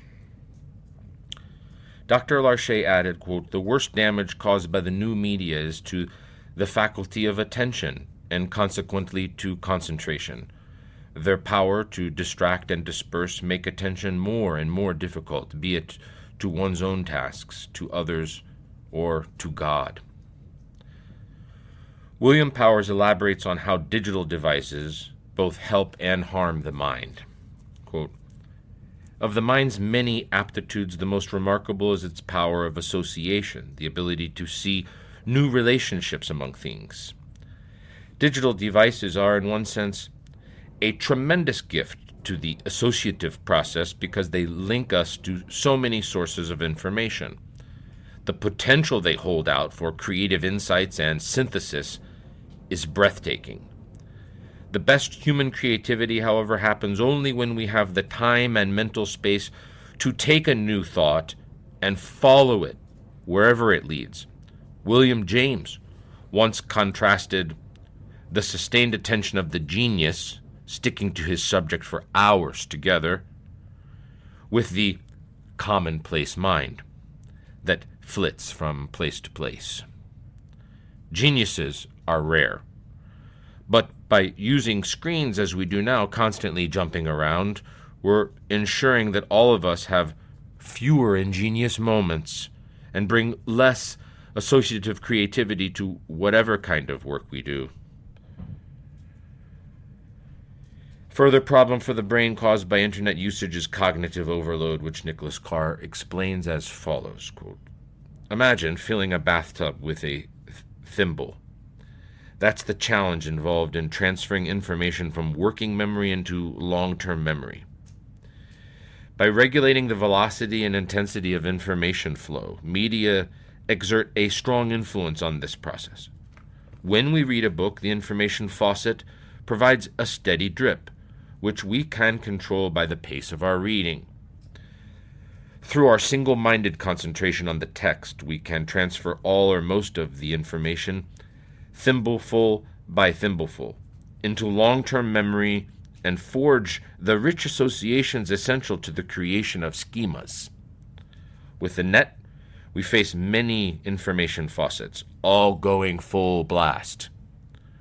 Our little thimble overflows as we rush from one faucet to the next.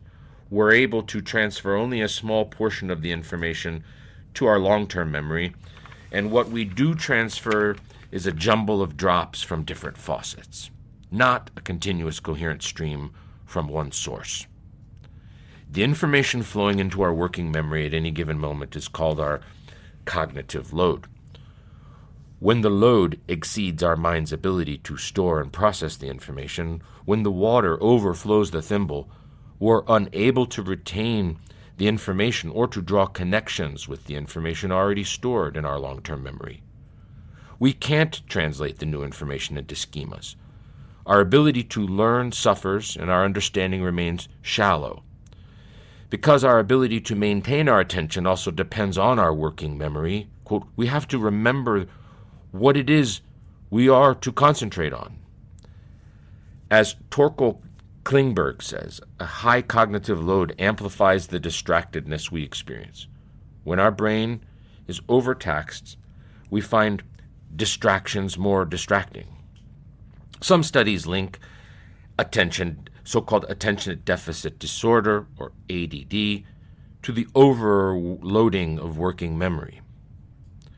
Experiments indicate that as we reach the limits of our working memory, it becomes harder to distinguish relevant information from irrelevant information, signals from noise. We become mindless consumers of data. Difficulties in developing an understanding of a subject or a concept appear to be heavily determined by working memory load, writes John Sweller, and the more complex the material we're trying to learn, the greater the penalty extracted by an overloaded mind. There are many possible sources of cognitive overload, but two of the most important, according to Sweller, are extraneous problem-solving and divided attention. Those also happen to be two of the central features of the net as an information medium. Using the net may, as Gary Small suggests, exercise the brain the way solving crosswords puzzles does. But such intensive exercise, when it becomes our primary mode of thought, can impede deep learning and thinking. Try reading a book while doing a crossword puzzle. That's the intellectual environment of the internet. End quote. Another reason why interacting with screens is taxing on the brain is because they're unnatural.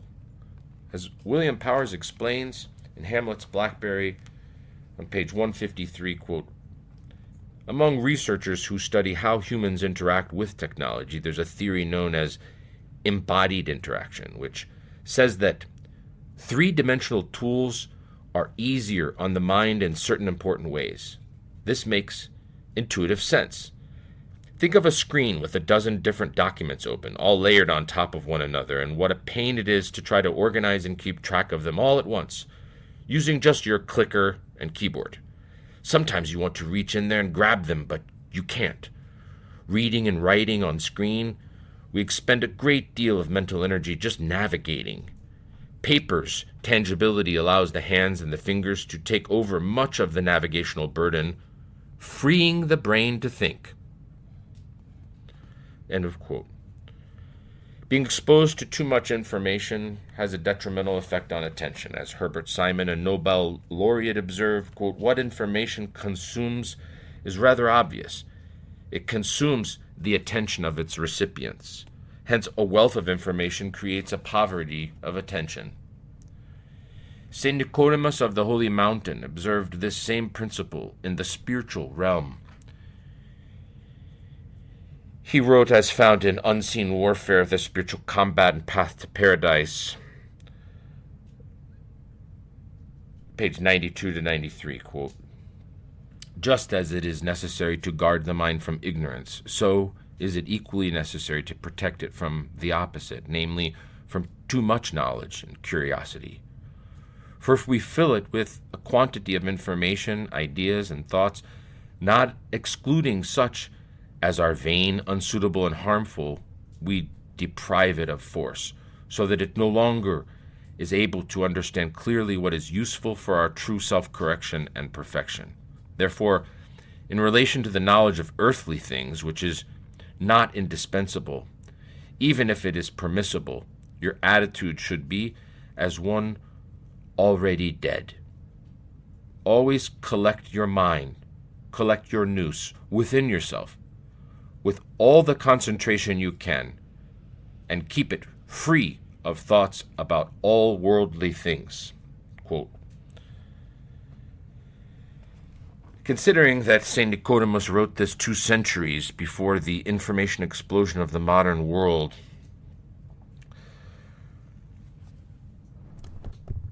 one can only imagine how much more he would have emphasized this point had he lived today. It should not be too surprising that a powerful tool for the brain such as the Internet also has grave negative effects on the brain. For the philosopher Marshall McLuhan pointed out that our tools end up numbing whatever part of our body they, quote, amplify. As explained by Nicholas Carr, quote, when we extend some part of ourselves artificially, we also distance ourselves from the amplified part and its natural functions. For example, farmers lost some of their feel for the soil when they began using mechanical harrows and plows. When we're behind the wheel of our car, we lose the walker's intimate connection to the land. The tools of the mind amplify and in turn numb the most intimate, the most human of our natural capacities, those for reason, perception, memory, and emotion. Now that we have demonstrated how the Internet harms us spiritually, physically, psychologically, and cognitively, we must concede that living in our modern world requires that we use the Internet in order to function. Facing this predicament, Dr. Larcher concluded, our world is so organized that it is extremely hard to abstain entirely from the new media. Realistically, we must compromise. We can limit our use of the new media to what is essential for our way of life, especially for our work. Similarly, our holy Jan de Ephrem of blessed memory was not in favor of his monastics using the Internet, but he allowed it only when it was absolutely necessary. Cal Newport promotes a minimalist solution to this problem that he explains as follows. From Cal Newport's work, Digital Minimalism, pages 28 and following. Digital minimalism philosophy of technology use in which you focus your online time on a small number of carefully selected and optimized activities that strongly support things that you value, and then happily miss out on everything else. The so-called digital minimalists who follow this philosophy constantly perform implicitly cost-benefit analyses. If a new technology offers little more than a minor diversion or trivial convenience, the minimalist will ignore it. Notice, this minimalist philosophy contrasts starkly with the maximalist philosophy that most people deploy by default, a mindset in which any potential for benefit is enough to start using a technology that catches your attention. A maximalist is very uncomfortable with the idea that anyone might miss out on something that's the least bit interesting or valuable. In contrast, digital minimalists believe that the best digital life is formed by carefully curating their tools to deliver massive and unambiguous benefits. They tend to be incredibly wary of low-value activities that can clutter up their time and attention and end up hurting more than they help. Put another way, minimalists don't mind missing out on small things. What worries them much more is diminishing the large things they already know for sure make a good life good. End of quote. Even though there is sufficient evidence to convince most people that using the internet is harmful in theory, many people find that putting this theory into practice in their own lives is difficult. The primary reason for this difficulty is because most of us have already fallen prey to the addictive nature of the internet, at least to some degree. Dr. Larcher recommends some strategies that may help break this addiction. Quote, dependency on the new media is similar to dependency on drugs. So in severe cases, psychotherapy is needed with psychiatrists specialized in addictions. However, it must be realized that addiction to the internet and other new media is a response to existential problems that are at its root and that must also be treated urgently.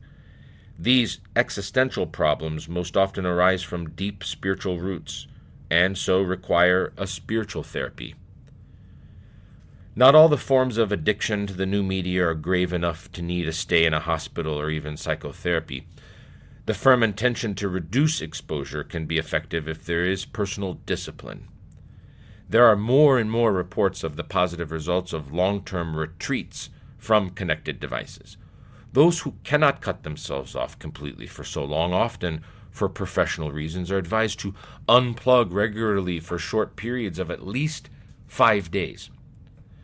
This radical interruption of all types of connection, it brings psychological and physical rest. Unplugging from the internet is clearly most important for the smartphone, perhaps through time filters and for emails and text messages. Real-time alerts should be switched off. It is better to look at all of the messages at a time of day or week that is set aside for correspondence. Online time should be managed so that it remains within set limits. Above all, it is necessary to put into perspective in one's mind the place and importance of the new media. One should realize that there is more to life than information and communication, and that these things should be instruments in the service of the content that precedes and follows them. The new media should also be set against former ways of working, of leisure and relationship, rediscovering the old ways if need be. One will then see that when the media are not absolutely necessary for the work in hand, they do not always improve efficiency or even speed, and that speed is rarely indispensable. It will be seen that the leisure activities proposed by the new media are not always more enriching or relaxing than traditional activities, and that the relationships formed through social networks are not deeper or more satisfying. The pleasure, freedom, and depth of reading of books will be rediscovered. The virtue of dead time, of silence, Hezekiah, of solitude, of meditation, of contemplation, and of prayer will be ours again.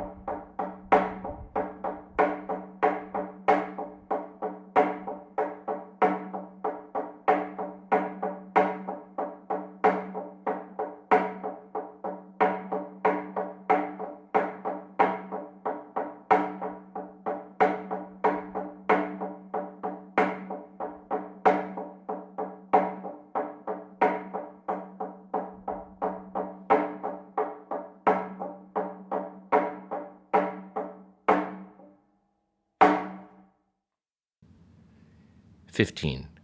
Success. When striving to achieve something, it isn't enough merely to know what the goal is. It is helpful to know how successfully progress is being made toward that goal. As Abba Benjamin said, follow the royal path and count the miles, and thus you do not become discouraged.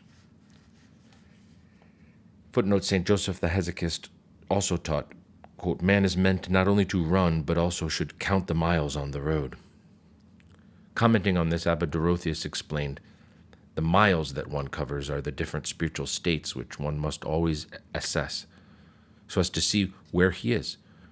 We have an obligation to examine ourselves, not just every day, but also at regular intervals of time, every year, every month, and every week, and to say, last year I was overcome by that passion to some extent. Where am I now? Thus, one way of measuring a monk's progress is to assess the intensity of his passions. Another way of measuring progress is to examine the quality of his prayer. Since according to St. John of Sinai, prayer is the mirror of a monk's progress. But what criteria can be used to measure the progress and success of a monastery, which is not an individual person, but a group of persons and an organization? For a worldly organization, success can be approximated by measuring specific tangible variables such as profit margin, capital, number of employees, employee morale, public image, etc. For a monastery, however, assessing success is much more difficult. Some indicators of corporate success may also incidentally be present in a good monastery, such as financial well-being, size and quality of buildings, number of monks, morale of the monks, and public opinion of the holy monastery. History has shown, however, that many excellent brotherhoods, even with a saint for their abbot, lacked some or all of these attributes for various reasons. For example, the brotherhood of St. Joseph the Hesychist lacked most of these qualities. They were not wealthy. The size and quality of their living quarters left much to be desired. The number of fathers was small, and several others had a low opinion of them, even suspecting that they were deluded. St. Nilus Sorsky viewed such criteria as worldly and not spiritual. He wrote, to have the title of the finest monastery in a place and a multitude of brothers, this is the pride of the worldly, the fathers said, or success and worldly reputation. These are madness. Nil Sorsky's authentic writings. Therefore, these worldly standards are not very helpful in assessing the state of one's monastery. Besides, the true measure of success for a monastery is how well it is doing God's will, which can be quite different for different monastics and different monasteries. For example, Abba Arsenios was doing God's will by living as a hesychist in silence, whereas Abba Moses, in contrast, was doing God's will by giving hospitality. Since the goal of the monastery is to contribute to the salvation of souls, and since there is a correlation between salvation and spiritual health, one can indirectly assess how, quote, good a monastery is by evaluating how conducive it is to spiritual health. Bearing this in mind, we can take the following list of attributes, which is nothing but an attempt to distill the essence of monasticism as presented in the foregoing pages of this book. Our hope is that monasteries will find this list to be a helpful aid in critical self-examination, and that postulants may use it to select a monastery that is most likely to help them achieve salvation. Attributes of a successful monastery. 1. How much the monastics love God, which is evident in how well they keep Christ's commandments and how strong their faith, prayer, humility, and reverence are. 2. How much they love their neighbor, which is evident in the degree of unity in the brotherhood, so that one soul is seen in many bodies, and in the degree of genuine, selfless love that they have for the other monastics and visitors and the rest of the world. 3. How skilled the abbot or abbess is in guiding souls, which entails inspiring them to love God, helping them to maintain brotherly love, especially in conflicts, selflessly developing their unique personhood, encouraging them to obey voluntarily instead of enforcing discipline, and in general teaching them through his example, words, and experience to purify their hearts of passions, and ultimately guiding them in noetic prayer to illumination and theosis. 4. To what degree the abbot has earned the love, trust, and respect of the fathers, not merely because of his position, but because of his behavior as a person who, as the good shepherd, lays down his life for the sheep through sacrificial love, which requires that he have the spiritual and psychological health to tend to his disciples' needs. 5. How well the monastics are progressing in their struggle against the 7 deadly passions, being pride, fornication, jealousy, love of money, gluttony, despondency, and anger, as well as other passions, such as laziness, selfishness, impatience, judging, partial love, curiosity, love of power, forgetfulness of death, lying, self-justification, unwillingness to repent and confess, remembrance of wrongs, talkativeness, gossiping, attachment to material things, the lack of meekness, self-reproach, genuineness, and seriousness. Important footnote on seriousness does not mean gloomy austerity, but a level-headed focus and a vigilant stance of self-control. 6. How much the monastics and the visitors are helped spiritually and physically by the monastery because of its location. Footnote on location. Many monastic saints have written how inspired they were by the location of their monastic dwelling. For example, St. Joseph the Hesychist wrote, found in Monastic Wisdom, page 226 and 255, ascetic life, wilderness, angelic life, full of grace. If only you were here to see us. Oh, if only you could see us. It is an earthly paradise here. I am the most fortunate of men because I live with no worries, enjoying the honey of Hezekiah without any interruption. And when grace withdraws, Hezekiah, like another grace, shelters me in its bosom.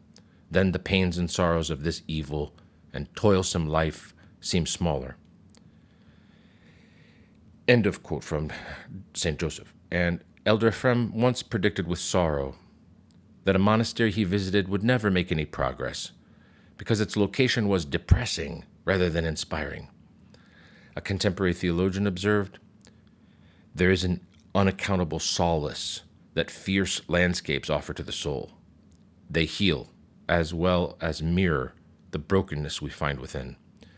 There you experience a crisis of knowing that brings you to the end of yourself, to the only true place where God is met." And perhaps it was these factors that made Abba Sisyos lament his departure from the desert and say, "Was not the mere liberty of my thoughts enough for me in the desert?" To continue. How much the monastics and the visitors are helped spiritually, physically by the monastery because of its location, because of its external appearance, of which St. Paisios of the Holy Mountain explained why external appearances matter. Quote, "The simple buildings and the humble belongings transport the monastics mentally to the caves and the austere dwellings of our Holy Fathers and are of great spiritual benefit, as well as the cleanliness and the organization." Footnote, when a monastery is disorganized, extra time and effort and worry are spent on secondary matters. Elder Ephraim taught, "Wherever there is order, there is peace, and wherever there is peace, there is God. On the contrary, wherever there is disorder, there is confusion, and wherever there is confusion, there is the devil, not physically present, but present in the form of temptations." Councils of the Holy Mountain, page 124, to continue. The concept of organization includes having a balanced schedule for worship, for prayer, reading, for rest, and work, without becoming a Martha, as well as creating an atmosphere that encourages love, humility, and repentance. Organization also entails wise stewardship of whatever financial and material resources a monastery may have. A monastery can also foster spiritual growth through poverty and hardships, in moderation while minimizing luxuries and internet access. 7. How much equality exists. Equality means not just holding all possessions in common and behaving as each other's equal servants, but it especially means that they believe so firmly that they are members of the same body that this belief is reflected in their daily lives. Equality also entails showing the same respect and care for the least of the visitors as for the greatest and the richest. On the evil of favoritism, see James chapter 2, verses 1 to 7. On numerous occasions, the Lord has tested saints by visiting their monasteries in the guise of someone poor and despicable. Furthermore, equality means having no cliques within or around the monastery. 8. How well the monastery preserves Orthodox tradition. This includes dogmatic beliefs, the theory and practice of the spiritual life, the liturgical cycle, and artistic expressions. It is tempting to include also the following 4 quantitative attributes as indicative of how successful a monastery is. 9. How many monks live in the monastery, and how many pilgrims visit. 10. How many people are benefited by the monastery's alms. 11. How many beneficial things the monastery produces, such as books, icons, newsletters, recordings, candles, handicrafts, and so forth. 12. How many buildings the monastery has and their quality. Although a larger number of monks and pilgrims is often indicative of a good monastery, a monastery in a less populated area might have only a few monks and pilgrims, even if its monks are living up to the monastic calling. Likewise, how many alms a monastery can give depends on many factors, several of which are unrelated to its spiritual health, such as how many pilgrims come and how wealthy they are, how actively donations are sought from people, if at all, how lucrative the monastery's handicrafts are, how frugally the monks live, how great a need they have for constructing new buildings or purchasing expensive medicines, and so forth. The benefit ensuing from the monastery's products does not belong on this list, considering that a monastery could be excellent at helping the world through prayer, which is the monk's primary task. As St. Silouan the Athonite taught, a monk is someone who prays for the whole world, who weeps for the whole world, and in this lies his main work. It is not for the monk to serve the world with the work of his hands. That is a layman's business. St. Silouan the Athonite, page 409. To continue, while not being particularly talented at producing things, as Elder Emilianos explained in the regulations of the Holy Cenobium of the Annunciation, quote, the monastic community, living according to its own rhythm, shall live essentially in the church and for the church, like the heart or some member of the body, and shall not be evaluated for any activity it may undertake, but principally for the ardent search for God. The nuns shall thus be perfect images of God, and shall in this way attract others to the life divine. The number and quality of buildings are unfortunately the primary criteria used by superficial people to evaluate a monastery. Although this aspect usually does contribute positively to the well-being of a monastery, it does so only indirectly, since the main reason why having many buildings is an asset is because this helps the monks and visitors to function more effectively. When an abbot told Elder Paisios of Sila about the external progress of his own monastery, he replied, "Father, abbot, God will not ask you at the judgment how many material things you've gathered, how many cells you've built, or how much cattle you have in the monastery, but he will ask us how many souls were gathered there, and how many members of the monastic community itself were saved. And so we remain here in vain if we're not attending to our souls." Likewise, St. Paisios of the Holy Mountain said that when we are judged, Christ will not ask what buildings we made. He will not even mention them. St. Sophronia of Essex provided a helpful perspective on what a monastery really is, to quote, "Recently I've observed that some people have a very vague idea of what a monastery is. Let us begin with that. When we talk about a monastery, we are referring above all to the people, not to the buildings. Monasteries are created when someone is struggling to live in accordance with the gospel with his whole being as much as possible. And around this person, others gradually begin to gather. In this manner, most monasteries, at least the best ones, were established. Around St. Athanasios of Athos, around St. Sergius Radonesh in Russia, in Egypt around St. Anthony, St. Pachomius, and others, in Palestine, around St. Savas, and so forth. Incidentally, I could say that the monasteries that were established by such people were always the best, as history bears witness, because the monks enjoyed spiritual freedom. The monasteries that princes and rich people supported with their care, a common phenomenon in Russia, bore the seal of the benefactor, but they were second-class monasteries, so to speak, from a spiritual point of view, even though they were often very well organized by the local hierarchs. Paradoxically, these monasteries always had less depth and were less productive on the spiritual level. I do not assert this absolutely, but this is what happens to take place in most of the situations I know. The person around whom we here have gathered is our Father Saint Silouan. His teaching and the example of his life should be for us a guide that is steady, more or less, and you will ascertain that the desire of our Holy Father Silouan coincides with that of Christ himself, who said to his disciples, "By this shall all men know that ye are my disciples, if you have love for one another." John 13:35. Having this as a basis, the elder legislated how to live. All of you, or at least most of you, came and were accepted by me because of the book that mentions the elder, which is why I am saying that Elder Silouan is the founder of our monastery. So don't lose what he himself says and teaches in his writings. Try to find 3 or 5 minutes a day to read a few lines from his writings, as well as from those that I have myself written down. To conclude, thus, a common attribute of many spiritually successful monasteries is that their elder hails from a holy spiritual lineage.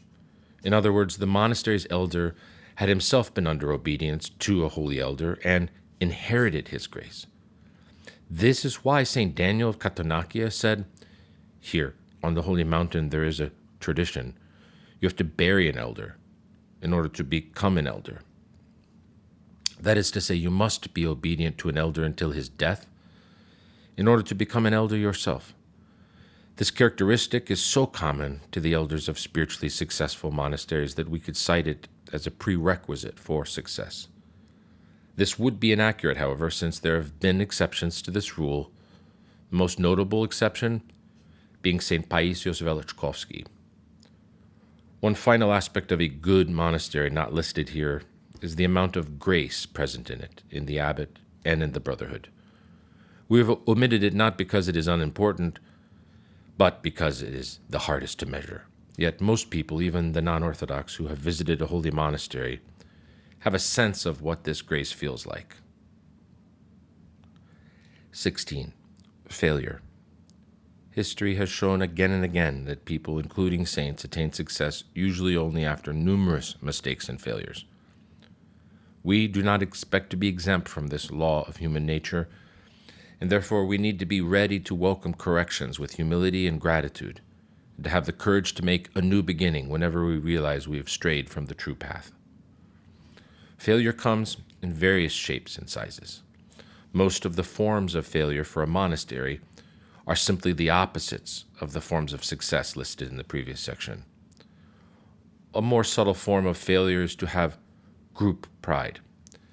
This is a subtle temptation because just as pride is the most difficult passion to detect in oneself on an individual level, it is also the most difficult passion to detect in one's own group on a collective level. Abbot Dorotheus of Gaza warned about this kind of pride. Quote, "When, therefore, we see ourselves getting vainglorious because we have a better monastery, or one that is more convenient, or when we have more brethren, we ought to see that we have reached a high point of this worldly pride." With this in mind, St. Ignatius Brianchananov wrote, "The fathers forbid postulants to choose a monastery that is famous in the eyes of worldly people. The vainglory which the whole monastery shares must inevitably infect each individual member as well. Experience shows that all the brethren of a community can be infected with the spirit of vainglory, not only on account of the material privileges or superiority of their monastery, but also on account of the high opinion of lay people concerning the special piety of its rule. Hence arises scorn for the brethren of other communities, which implies pride. And this saps the possibility of progress or success in the monastic life, which is based on love for our neighbors and humility toward them. From the Arena, pages 11 to 12. Saint Seraphim Rose explained how this temptation could be a challenge for groups establishing new monasteries here in America. To quote, "Among the chief temptations to such groups, especially if they are very successful, are outward success can blind them to inward deficiencies. Community solidarity and well-being can cause them to become inflated with a false sense of their own importance. And the appearance of correctness can produce spiritual smugness and disdain of those outside the group who are not so, quote, correct. If these temptations are not overcome, a deadly group pride can take the place of individual pride and lead the whole community on a fatal path which none of its members can recognize because it is not his personal doing. The renewed community can become so much out of harmony with the unrenewed rest of the church as to form a virtual jurisdiction of its own, and even end in a schism brought about by its own exaggerating feeling of correctness. The more such groups stay out of the limelight of publicity and church disputes, and the less a point they make of emphasizing their correctness and their differences from the older institutions, the better chance they have for remaining spiritually sound." The opposite of group pride is what one contemporary author called corporate humility. He observed this kind of humility in a monastery in Greece. To quote, "Having visited literally hundreds of monasteries in my research, I've collected a great number of mementos bearing the insignias of particular monasteries. I have calendars with pictures of abbots with various famous people. I have glossy books filled with pictures of religious treasures and the monastic way of life. And I have CDs of their choirs chanting. I can show friends publicity newsletters and websites of monasteries I have visited. Many contemporary monasteries seem to excel at self-promotion. The monastery in Pravisa is very different. It has no newsletter, no colorful calendars, no picture books, and no website. It does not sell a single item in its store bearing its name. It barely has a sign indicating its presence and flambura. This anonymity is not due to a lack of organization, but rather to a conscious emphasis by Bishop Melitios that one of the primary virtues of the monk should be aphania, or anonymity. There is a conscious recognition that part of the holiness they seek as monks means actively maintaining the obscurity that is nothing more than corporate humility. This desire for anonymity is grounded also in a historical lesson. The great monastic centers did not begin by seeking out worldly glory or recognition. They did not want to become great.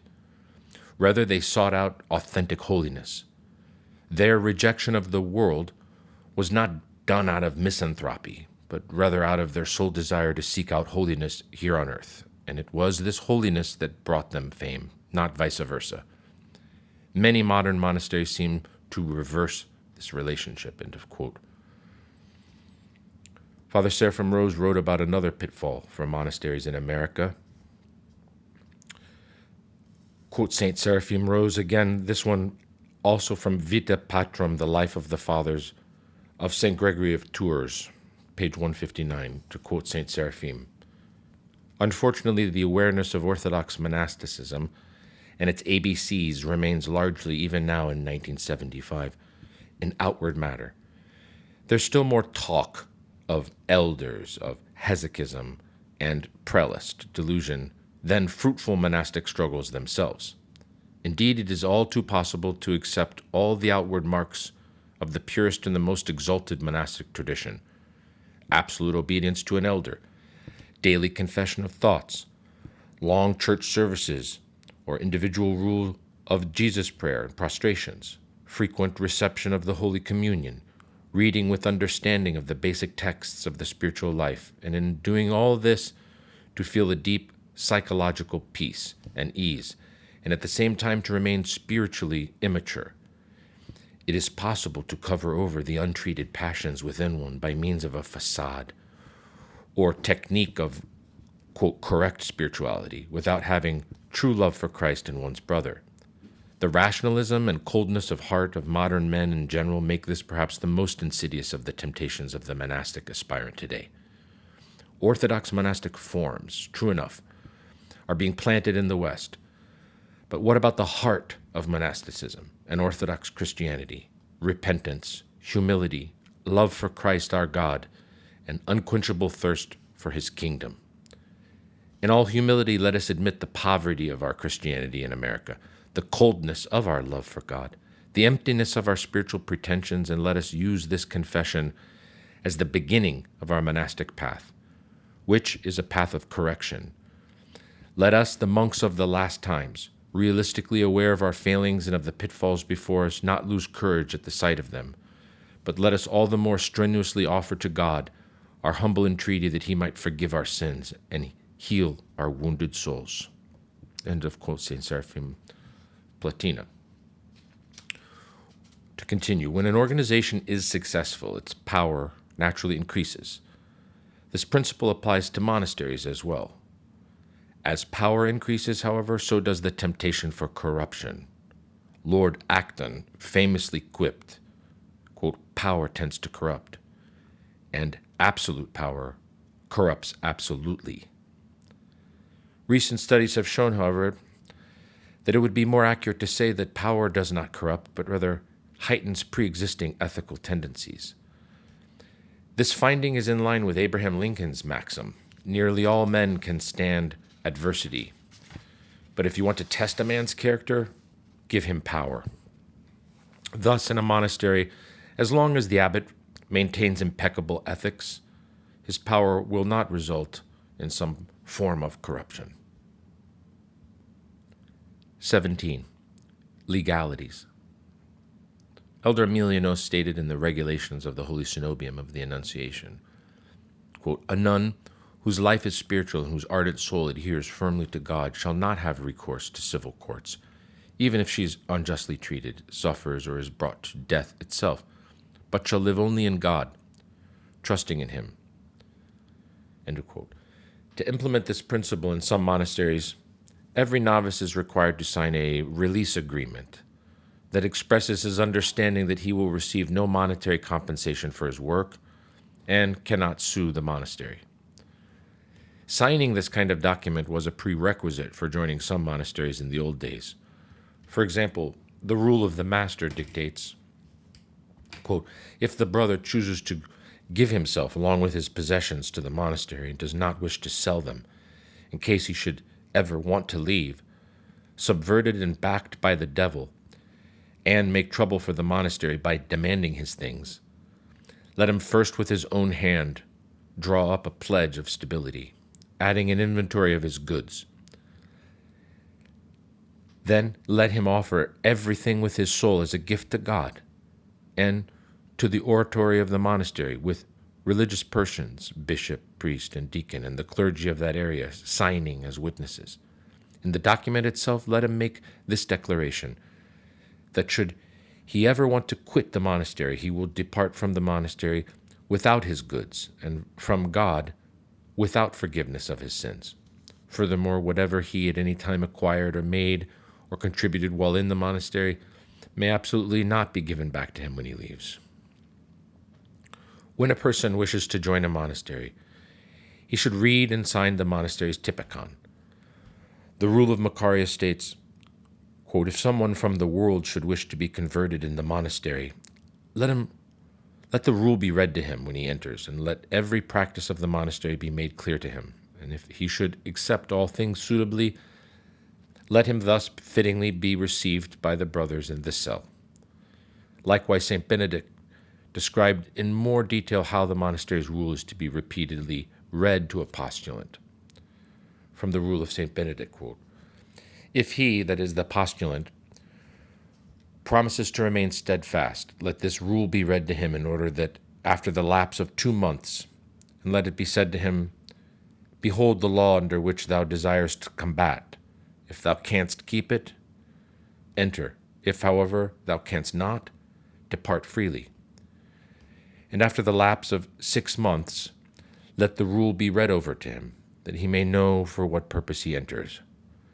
And if he still remaineth firm, let the same rule be read to him again after 4 months. And if, after having weighed the matter within himself, he promises to keep everything and to do everything that is commanded him, then let him be received into the community, knowing that he is now placed under the law of the rule, and that from that day forward it is no longer permitted to him to wrest his neck from under the yoke of the rule, which after so long a deliberation he was at liberty either to refuse or to accept. Let him who has received promise in the oratory in the presence of all, before God and his saints, stability, the conversion of morals, and obedience, in order that if he should ever do otherwise, he may know that he will be condemned by God, whom he mocketh. Let him make a written statement of his promise in the name of the saints whose relics are there, and of the abbot there present. Let him write this document with his own hand, and with his own hand place it on the altar. End of quote. Saint Benedict was continuing the tradition of the Galician monasticism, which was known for its pactualism. As explained by one historian, the pactum is the name given to the document attached to the end of the common rule that constitutes a contract between the novitiate and the abbot, highlighting precisely the expectations of both. Even before this, in the 4th century, Abba Chanute the Great required new monks to sign a written covenant containing a commitment not to defile the body in any manner, not to steal, not to bear false witness, not to commit any act of concealed deceit. Contemporary monastic typica continue this tradition. For example, the charter that St. Nectarios of Aegina wrote for his monastery required candidates wishing to join it to sign its rules. Elder Milinos wrote that throughout history, an effort was made by the monastery to have the Typikon signed by the brotherhood, the patriarch, the emperor, and the competent judicial authorities, as well as by the author, in order to ensure and confirm its validity. It thus became the foundation charter of the monastery, respected by all, a guide for the everyday life of the monks, the living voice of God among them. Several saints wanted their monastic rules to be read frequently by their disciples. For example, St. Benedict wrote, "We desire that this rule be read quite often in the community, that none of the brethren may excuse himself of ignorance."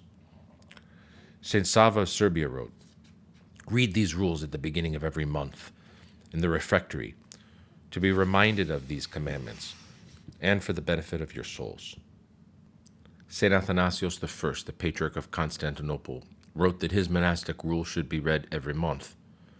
Similarly, the 11th century Typikon of the Monastery of Evergetis says, "I instruct you to read the present Typikon at the beginning of each month during your mealtimes, to remind you of your instructions and for the benefit of your souls."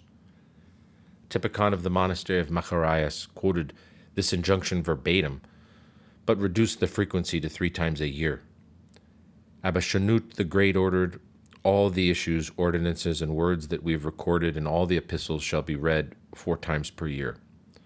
Blessed Augustine wrote in his monastic rule, "That you may see yourselves in this little book as in a mirror, have it read to you once a week, so as to neglect no point through forgetfulness." Reading his rule, footnote, every week was not very time-consuming, considering that his rule only had 3,000 words. The rule of Paul and Stephen states, "The rules of the fathers are also read constantly for our sake, so that by tuning our inner ear to their holy appeals, we may grasp the most delightful love of discipline, and so that with the help of the Lord, we may follow in everything the example of their lives." Following in their footsteps, we too would benefit by reading our Typikon from time to time. This will help us to remain focused on what our monastic goal is, to bear in mind how we intend to reach it, by God's grace, and most importantly, to remind us why we are choosing to strive in this manner for the kingdom of heaven. Footnote, in order to remain connected to his existential purpose in life, Saint Arsenios continually asked himself, Arsenios, why did you leave the world? Being aware of one's purpose in life is so crucial that Viktor Frankl emphasized, life is never made unbearable by circumstances, but only by a lack of meaning and purpose. Along the same lines, Leo Tolstoy observed, without knowing what I am and why I am here, life is impossible. And Fyodor Dostoevsky wrote, the secret of man's being is not only to live, but to have something to live for. Neither man nor nation can exist without a sublime idea. End of chapter 6, General Monastery Issues.